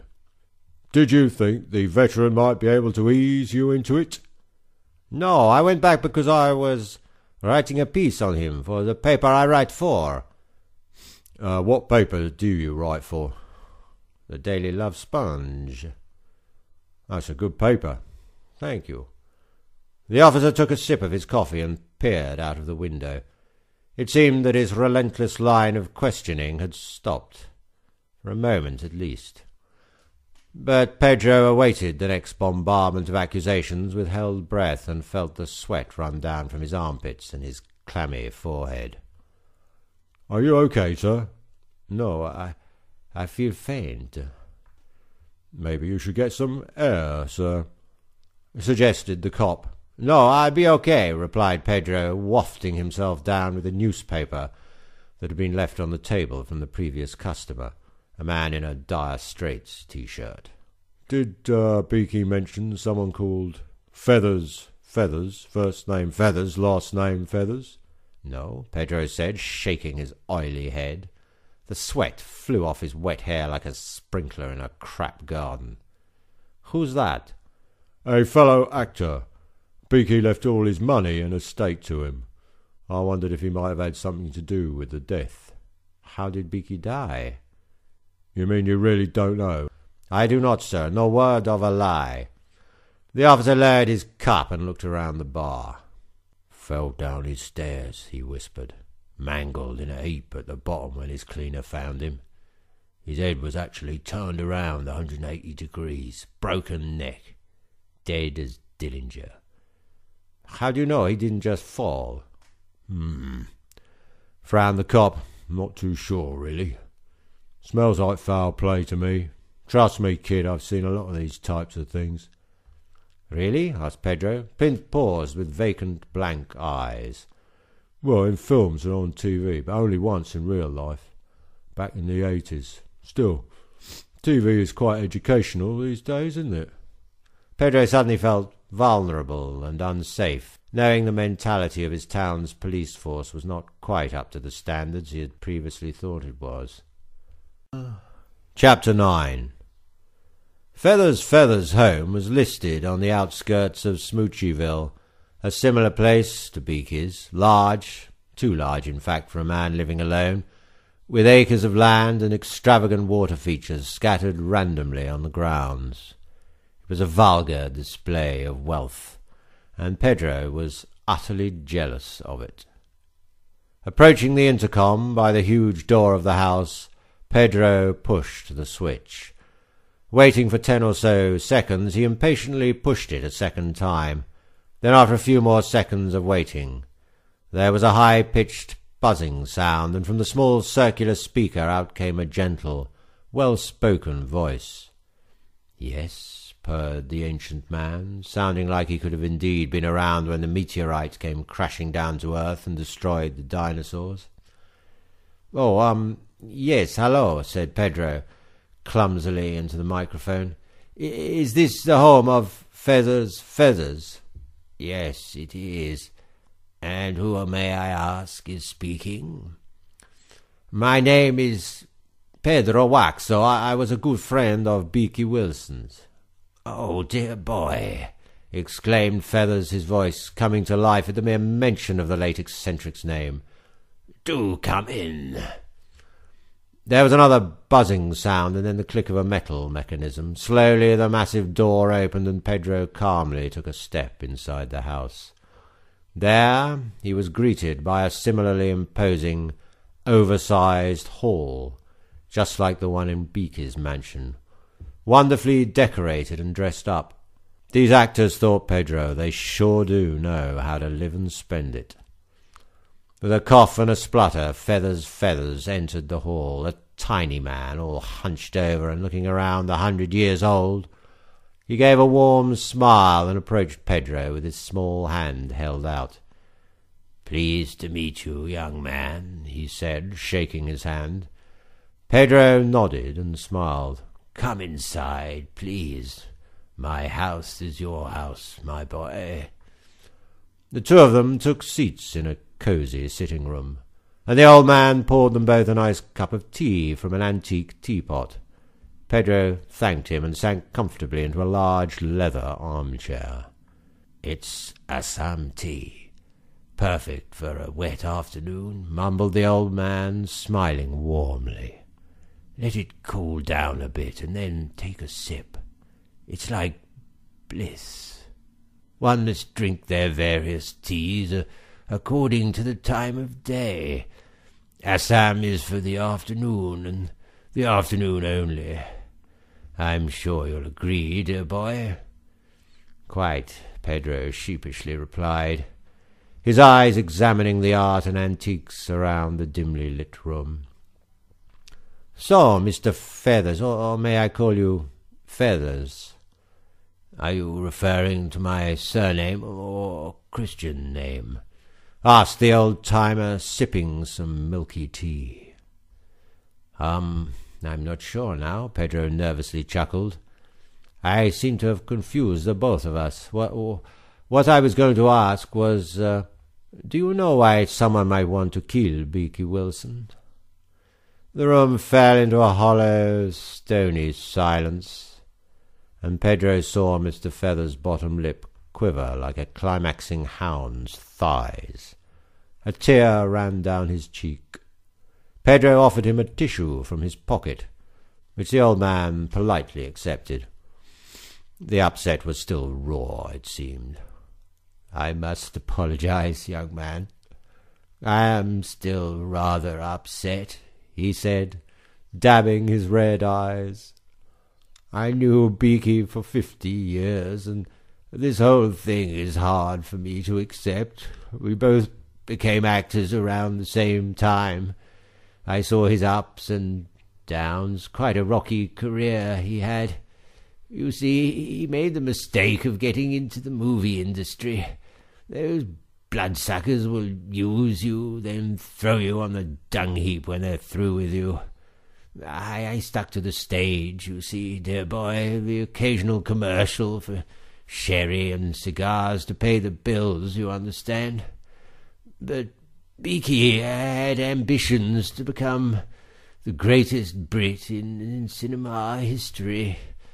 He was misguided. I tried to tell him it was a dead end for a man of his eccentricity, let's say, but he wouldn't listen. That was his downfall.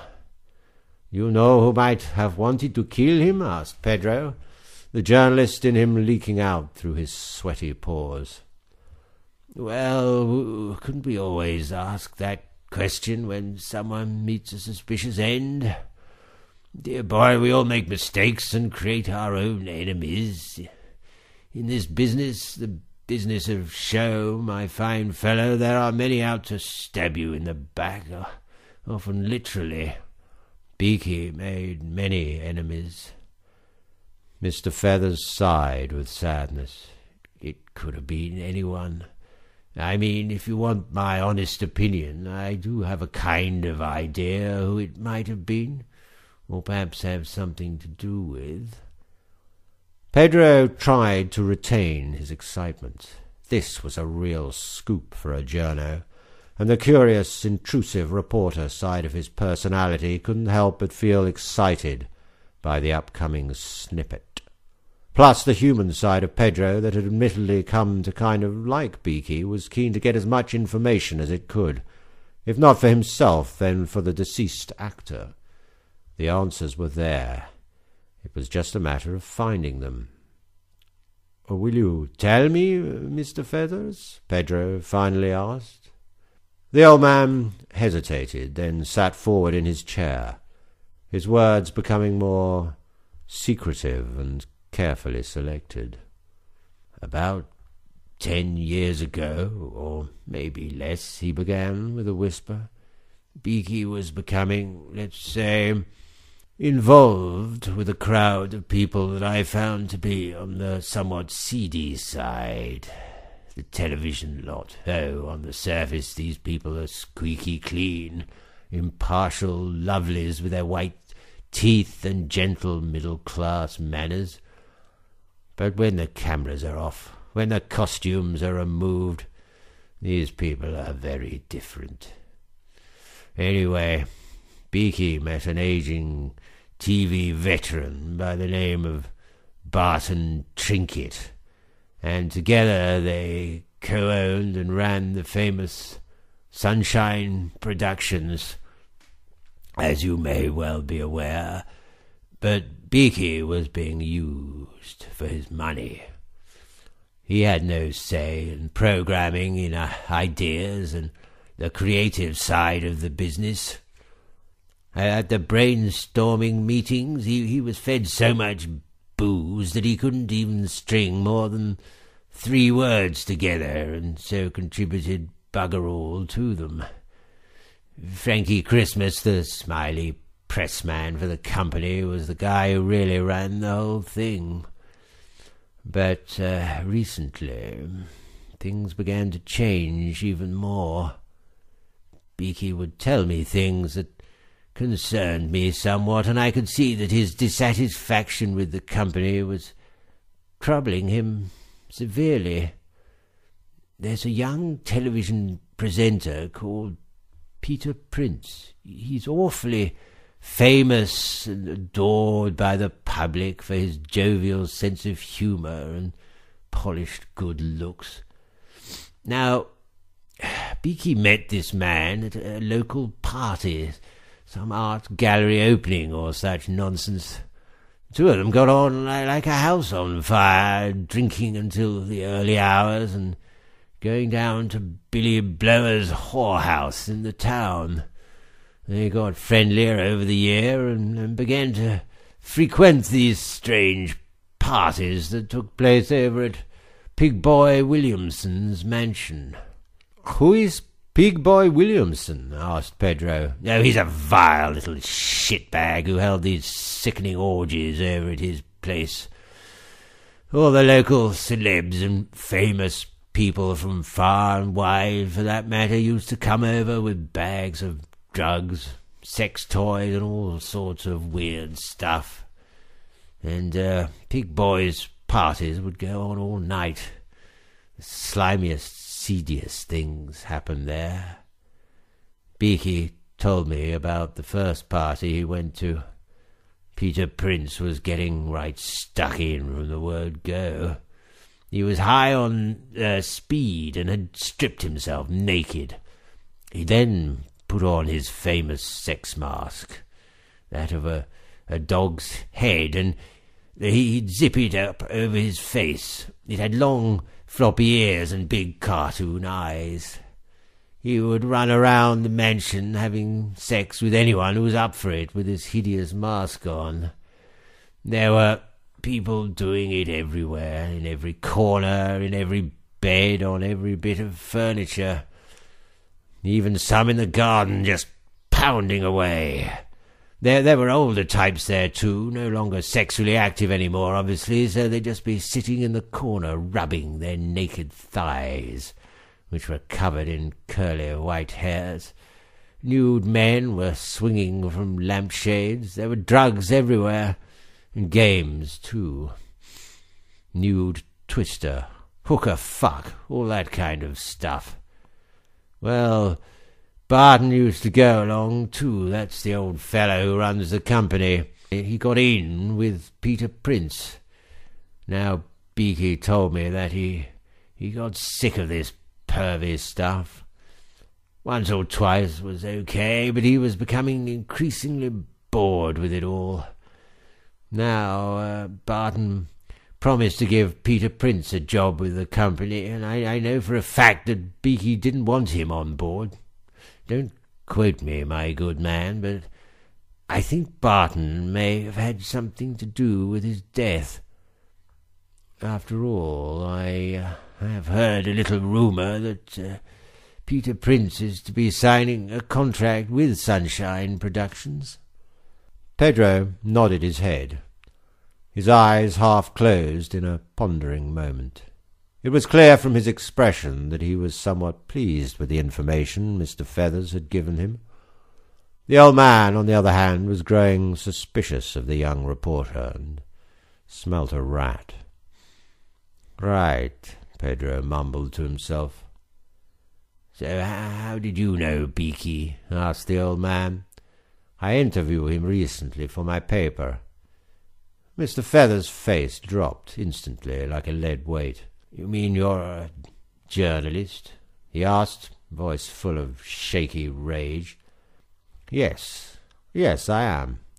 The old man suddenly stood up and grabbed Pedro by the scruff of his neck, pulling him to his feet. Strength seemed to appear from nowhere, and that brittle body had somehow mustered up a dose of extreme power. Just as Pedro had revealed his occupation. "I bet you're bloody chuffed the bloke died, aren't you? Gives you a nice fucking story, doesn't it? And you come sniffing round here, knowing he was a dear friend to me, and you expect gossip and answers and sneaky bits of info.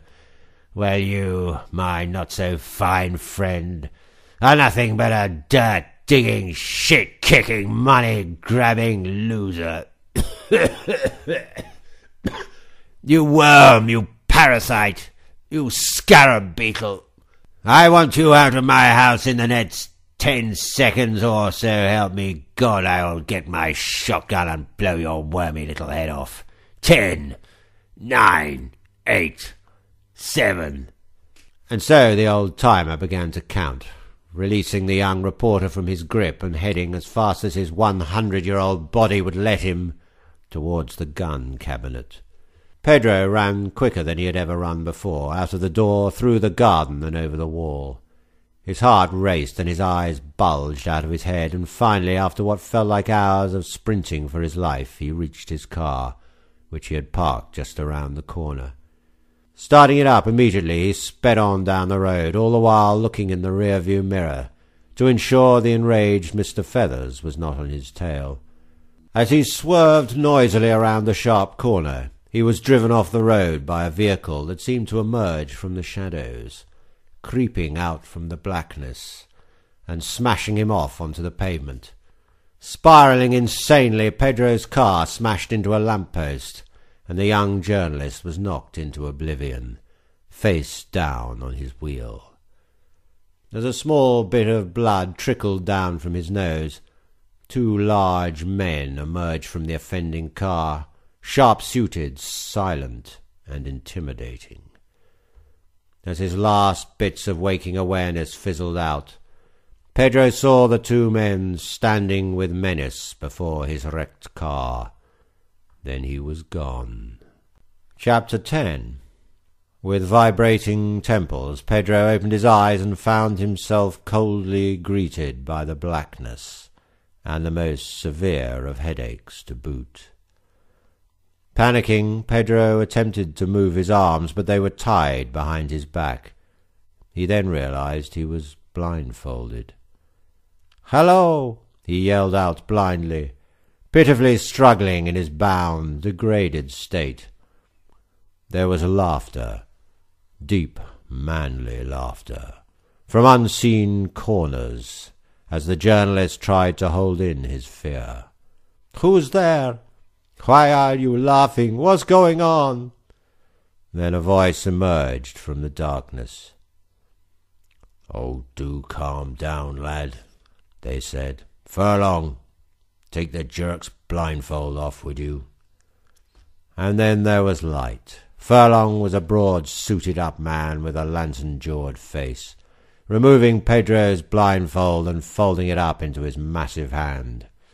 There, right before Pedro, as clear as day, was Barton Trinket, stood in front of his desk with a glass of whisky in his hand. He peered down powerfully at his prisoner. "Barton Trinket," whispered Pedro, confused and slightly concussed from the accident that afternoon. "Yes, indeed. You've done your homework, Mr. Waxo," sniggered the aging tycoon. "How do you know my name?" asked Pedro in disbelief, his wanky eyes darting around the room in panic. Behind Trinket there was a man standing in the shadows, out of sight.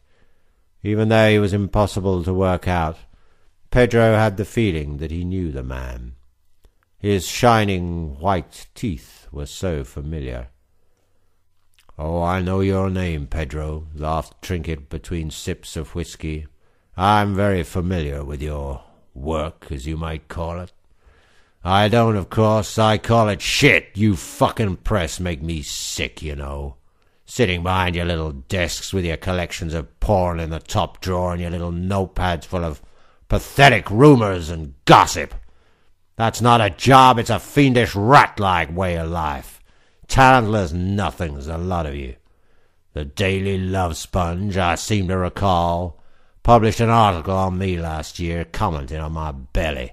They said I put on weight.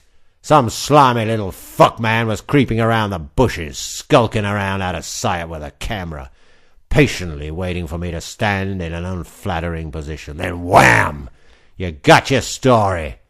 Pathetic. Do you know that I'm 73? See how you look when you're 73. Skin gets looser, it gets harder to stay tight.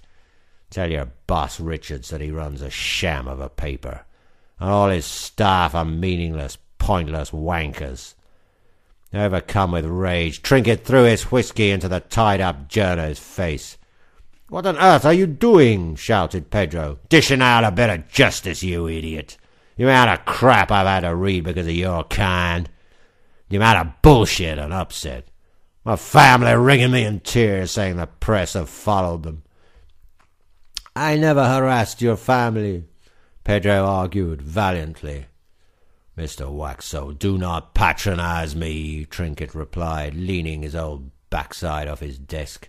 "I've read your articles. You pretend to be a likeable, jolly, and trustworthy man, but all you want's the gossip.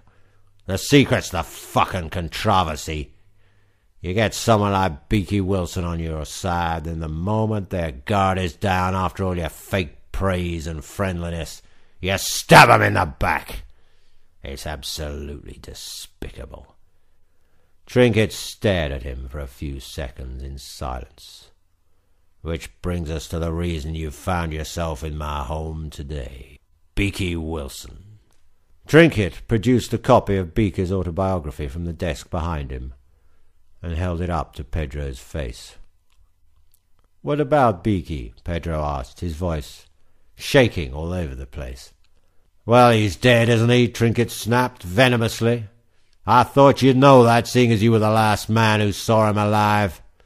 And as soon as he's dead, your excuse of a paper's running a front-page dirt-dishing story on him. You call yourself a man, you're not a man, you're a pig, a piece of dirt. Nothing. You should be ashamed of yourself, young man. I presume you're aware that Beaky and I co-own Sunshine Productions together." Pedro nodded blankly. "Yes, I did.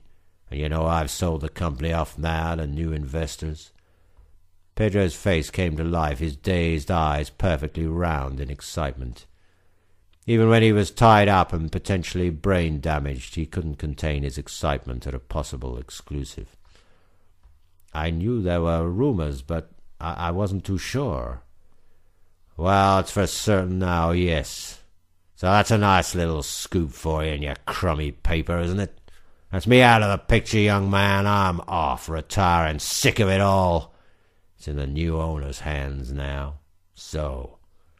Trinket went round to the chair behind his desk and took a seat, groaning as he did so, showing his age. "You've been making yourself very evident lately, haven't you? Snooping around the place, trying to get to the bottom of the death of Beaky Wilson. I've had private detectives on you, young man, the police as well. They want to know what really happened that night. You left his house. The next morning, Beaky was dead. There's a little gap in our knowledge there, Pedro, and I think you should fill us all in." Pedro shook his head and gave a sly grin. "You're saying I killed him, aren't you?" he sniggered. "No," Trinket replied. "I'm not saying that. I'm asking you what you know, or what you think you might know." "Well, Mr. Trinket, I have some ideas." "Do share them, Mr. Waxo, do share them." Trinket smirked sarcastically and lit himself a cigar. The big man, Furlong, untied Pedro's arms from the chair and stood back to one side with folded arms. Pedro's eyes glinted with excitement as he began his little speech. "I know Beaky had some new ideas for the company. Kid shows, new plans, but you didn't like them." "Oh, really?" "Yes," Pedro boldly exclaimed. "Beaky said you had your own ideas and wouldn't let him on the TV. Sounds to me like you were taking over it all and didn't have time for Beaky's ideas." "And what you're suggesting is?" Trinket awaited the journalist's reply with forced interest. "That he was in the way of your plans," said Pedro, getting carried away with himself. It felt to him like the final courtroom sequence in some epic Hollywood murder mystery, the powerful moment they'd all say was worthy of an Oscar. Maybe the impact of the crash had made him go a bit daft, or maybe he was showing his true colours. "You wanted him out of the way, and so you killed him. That's right, Mr. Trinket. You killed him. You killed Beaky Wilson." Pedro stood up and pointed in his face. "You did it, 'cause you're an egomaniac with no regard for other people's feelings or views. You killed Beaky Wilson." Finally, after a few moments' silence, Barton smiled widely, patronizing Pedro's silly accusations. Then from behind Trinket emerged the young TV personality, Peter Prince. His face was all shiny, full of Botox and plastic, pulled up tight like iron trousers, even though he was only in his early 30s. And even though he looked squeaky clean, it was evident there was a dark element to his personality. Something almost demonic within that black soul of his. Pedro returned to his seat sheepishly. "So, this is Pedro Waxo, eh? This is the guy," Prince slimily added, making his way around the desk like a shag snake. "Well, folks, let's be honest, this guy's ugly as sin, isn't he?" The room was filled with large, echoing laughter, and Peter smirked at his own put-down. "This is the dick smoke that's put me down in all his articles. Called me a poser, a plastic not-so-fantastic. He called me a sugary, syrupy slime ball. Well, Mr. Waxo, go fuck yourself, you limp dick perfume ponce." Prince went right up to the quivering journalist's face and laughed mockingly, point blank, then gobbed in his eye. "Wanker, you're a fucking wanker, mate." "All right, Peter," said Trinket from his desk. "That's quite enough. He's got the message." Prince, breathing heavily like an angry ape, stood back, his watery eyes piercing Pedro's face. "He's a wanker," added Peter a second time, with childlike anger, as if the message wasn't clear enough already. Then he took a step back. Yes, said Trinket. "We all understand that. Now, Mr. Waxo, seeing as you have presumed I'm the man who killed Beaky Wilson, I think I owe it to you to inform you that I did not, indeed, kill Beaky Wilson. I've been friends with him for years, respected him even, though he could be a complete arsehole at times, and would never have dreamed of hurting the man. True, his ideas did not fit with mine, and true also I would not let the man on television, but that wasn't just my say. Did Beaky Wilson inform you that he was in fact banned from television for exposing his genitals too many times?" Pedro shook his head like a told-off little boy. "No," he replied. "Well, there you go. The man had no chance of having his ideas produced. He was a mad old drunk, and attempted to fill the head of every two-bit hack that showed interest in him, full of lies and deluded rubbish. Trust me, Mr. Waxo." Trinket leaned forward in his chair to further illustrate his point. "I did not kill Beaky Wilson. Now I have a plane to catch tonight, a plane to Spain, where I shall now be spending the rest of my days with my 26-year-old wife. Sunshine Productions is being run by the Wisdom twins, Nathaniel and Tristram Wisdom. It's in their hands now. It's out with the old and in with the new. These guys are going to change the way television is perceived, believe you me. The whole nation is in for a treat. The brothers will be giving those bloodsuckers out there just what they so desire. Now, I think this meeting is over. Furlong, please escort Mr. Waxo from the premises." Pedro stood out of his chair, embarrassed, and said nothing as the burly Furlong led him out of the room, shutting the door behind them.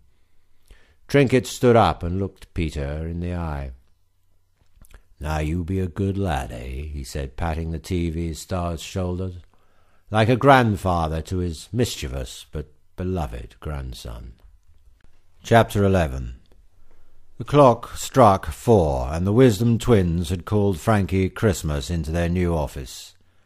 Reluctantly he arrived, knocking first before he entered their dreadful new quarters.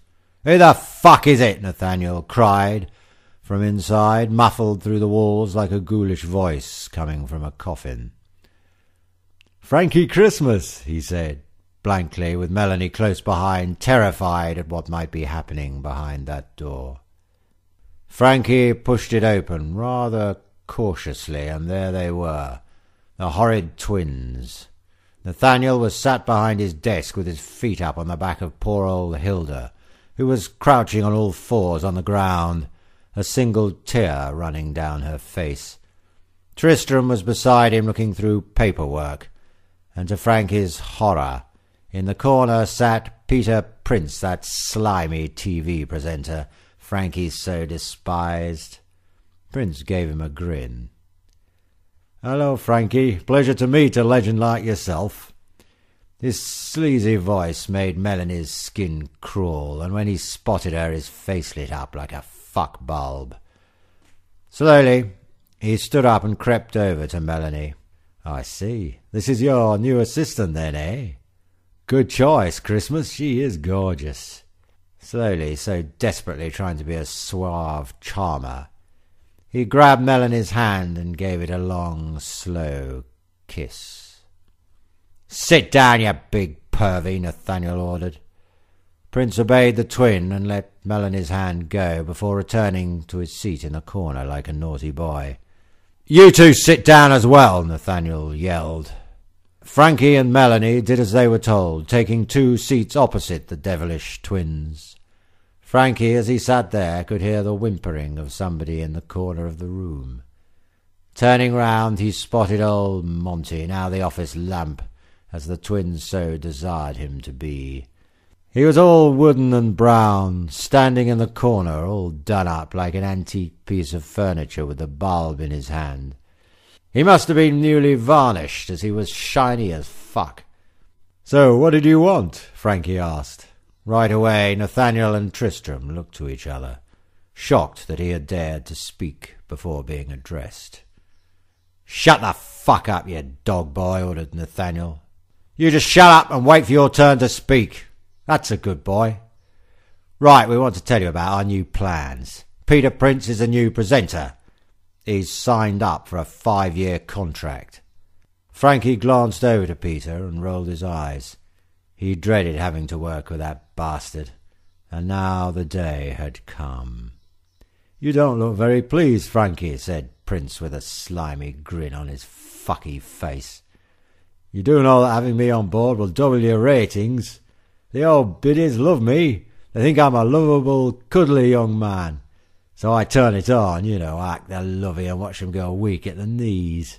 Silly old bags." The Prince laughed and pulled out a cigarette from his top pocket. Instantly, Nathaniel leant over and slapped the cigarette out of the wanker's hand.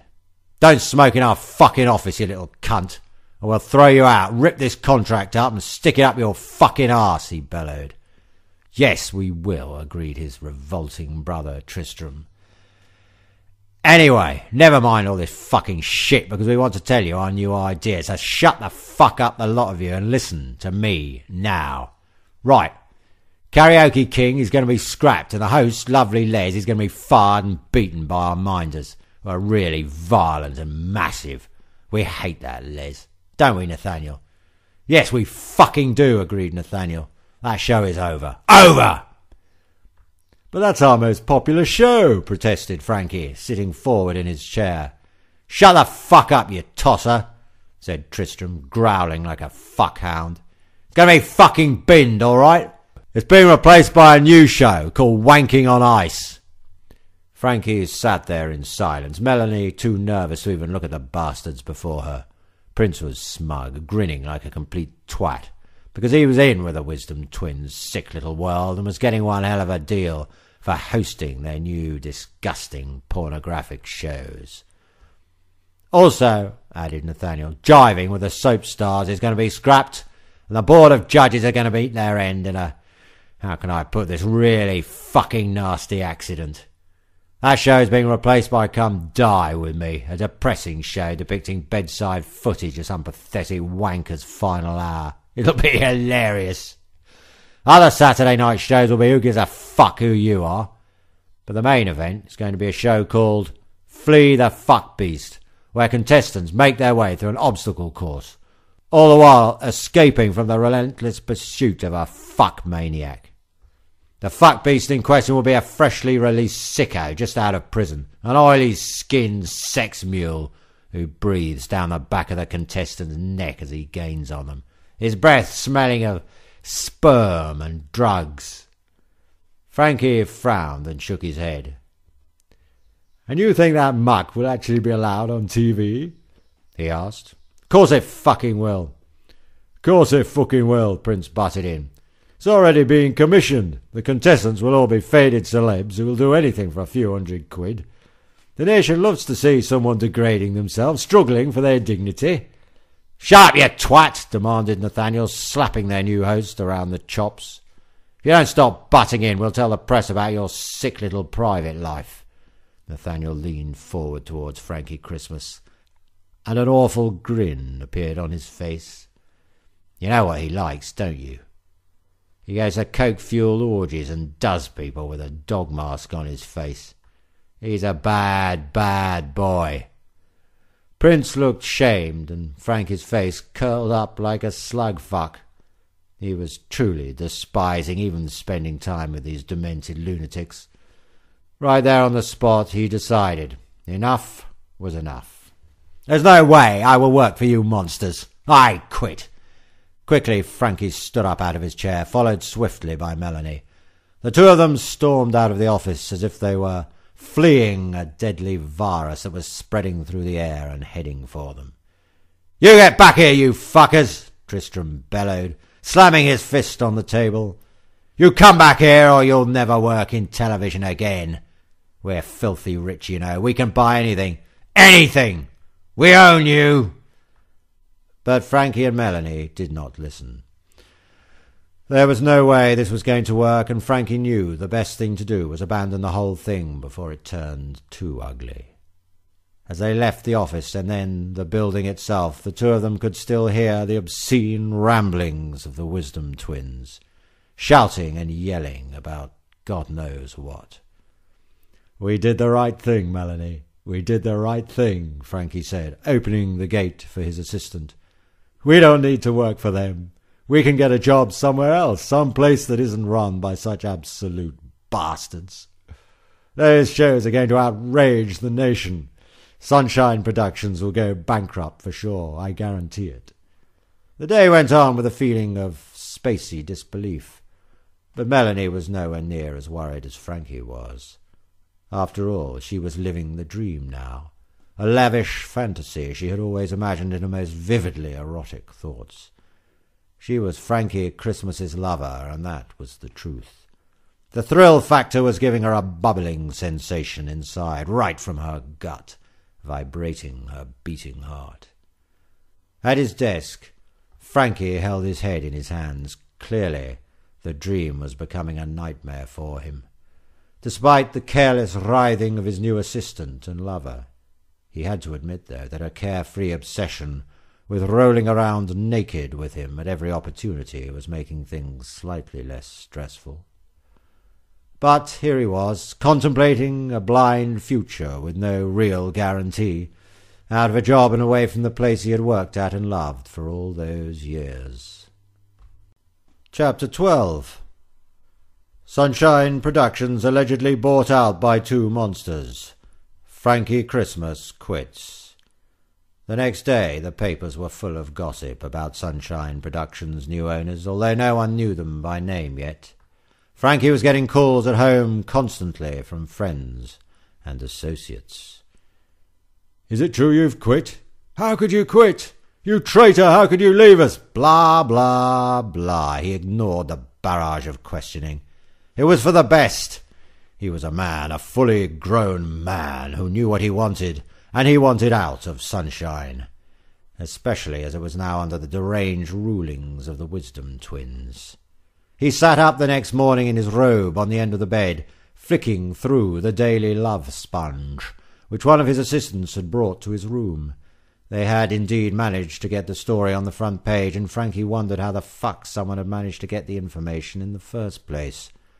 Frowning all over his mush, his concern was distracted by Melanie, who sat up from behind him in the bed, the duvet just covering her naked breasts. Slowly she leaned forward and kissed him on his cheek.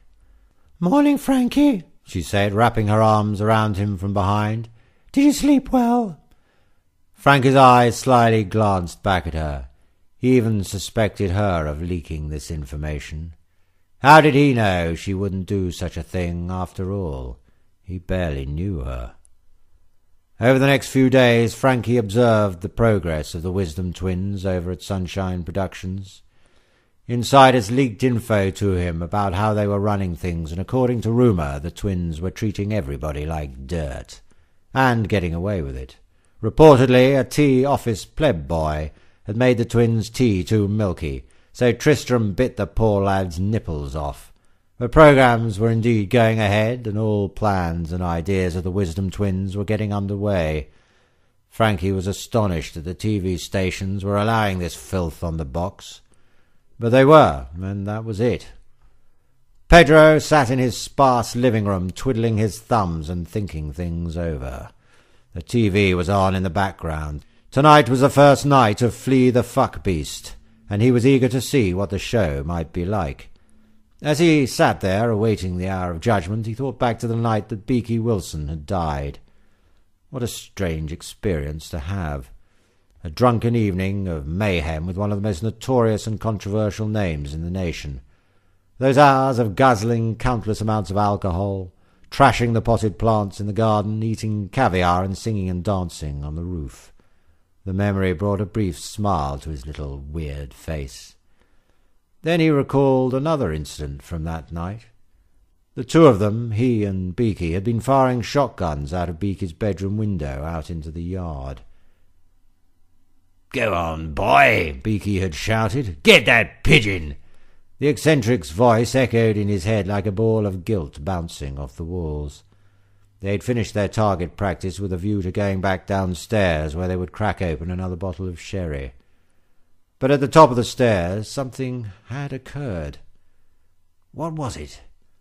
Pedro thought back, pondering, wafting aside the hazy memory smoke that had fogged up his alcohol-massacred head. Then it hit him, the realization.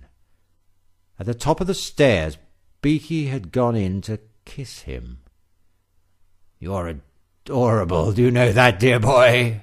he had slimily whispered, attempting to be erotic, but just coming across as a filthy old pervert. Pedro had firstly giggled and shoved aside his unwanted gay advances, but the old man had become increasingly leery by each second, his boozy breath and pissed-red nose totally repulsive to him. "Get away, will you, Beaky? I'm not interested," Pedro had said, pushing him away lightly at first. But the old man had insisted they be lovers. "Come on, Waxy." "It's Waxo," corrected the younger man. "Waxo, come on," he shouted, mid-burp. "Let's get naked and sweaty. I can show you what a 66-year-old shag veteran can do. I'll make your eyes pop out, boy. Make your fucking head spin. Give you such magical pleasures you have never deemed possible. Oh, have you heard me? I'm all romantic. I've gone all loved up. The actor in me is spewing this beautiful wordplay out. The love hearts are pumping out amidst my pissed breath. I'm in pure lust, dear boy. Join me for a fantastic night of endless, abandoned, erotic experimentation." But Pedro had grabbed the pissed freak by his collar and carelessly thrown him to one side. Down the staircase he tumbled like a shitty toy, a bone cracking on each step. The old man yelped and howled in agony as his body broke and bent like that of a shit marionette. When he hit the bottom in a thunderous final bang, he had vomited everywhere. The poor sod was muttering nonsense under his breath, utter drivel, some of it still attempting to seduce Pedro into the bedroom, his sex lair. In shock, Waxo descended the stairs. open-mouthed and jittery. "Mr. Wilson, I," he mumbled, eyes welling up. I didn't mean to. "Oh, dear boy," he mumbled under his breath, the neck all bent out of shape. "We could have been magical together, so utterly magical. But it was not meant to be, dear boy, not meant to." The man's eyes widened, his last breath exited, and it was then that Pedro realized he had indeed died, right at the feet of his father's stuffed butler, who stood as still and silent as a tree, proudly above the sprawled corpse of the deceased thespian.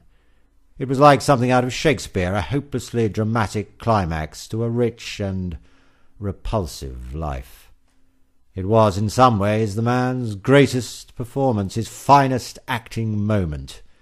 If only, thought Pedro, it had been caught on film. Awards would have been thrown at him, praise in every magazine and film rag, respect from peers. Finally, after years of mockery and degrading obscurity. But it was not to be.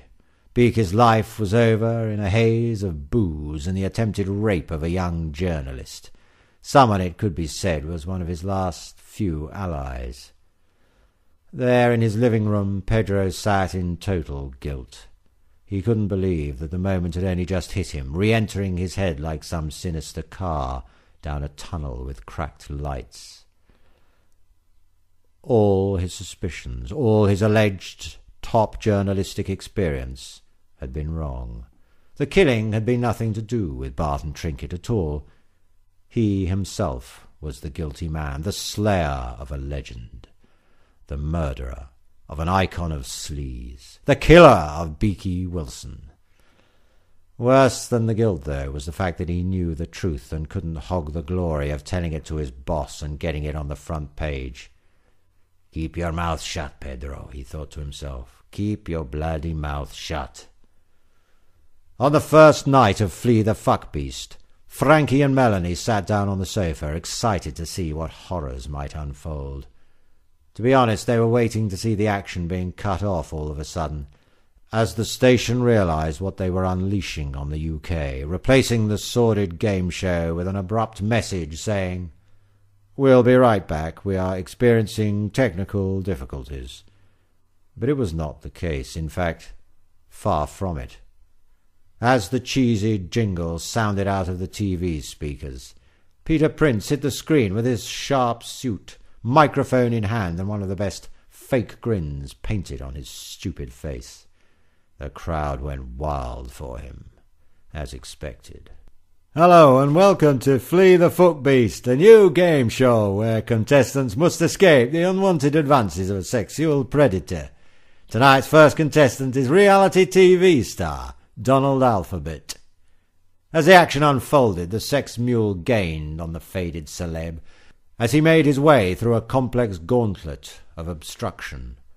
To Frankie's surprise, the crowd were loving it from the word go. Melanie and Frankie were in shock that it was going down so well. It turns out they had been wrong. "I don't bloody believe this," Frankie moaned. "They're loving it. The bastards are actually loving it. Maybe I'm out of date. Maybe I don't know the viewers anymore. Have I fallen behind the game?" Frankie held his head in his hands, and Melanie comforted him with pats on his back. He was in a bad way. The next day, reports of the highest Saturday night viewing figures of all time hit the papers, and Flee the Fuckbeast soon became the most popular show on TV. People loved seeing the struggling D-list stars running for their lives, and the state of their sexual health from the deranged, drooling pervert.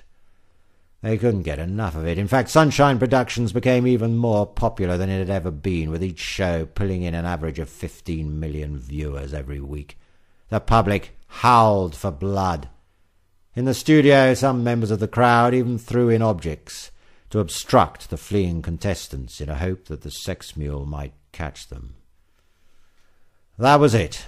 The Wisdom twins had turned the Saturday night TV viewing public into bloodthirsty monsters. foaming at the mouths and hurling abuse at the TV. Somehow they'd managed to get their hellish claws on the Saturday night slot and had pulled it down into the lowest possible depths. They had transformed the nation into animals. Or had they? Perhaps they were animals already, and the Wisdom Twins had merely given them more meat, more flesh, more blood. The end. Obituaries. Beaky Wilson. Beaky Wilson, the faded star of such 70s softcore romps as The Emperor's Sex Wand and Star Horse, died last week in his home, breaking his neck, back, and over 45 other bones in a fall that saw him plummet the stairs to a speedy, repulsive demise. He leaves behind him no family and no known relatives. One cousin was traced, now living in British Columbia, but they denied having any ties with the film veteran, who was 66 earlier this month. His $5 million estate is left to fellow actor and friend Feathers. Beaky had wanted a church funeral, but since he was banned from every church in England for exposing himself at Smoocheyville Cathedral, his funeral is being held behind moribobs, and his ashes are to be scattered in Smoocheyville whorehouse.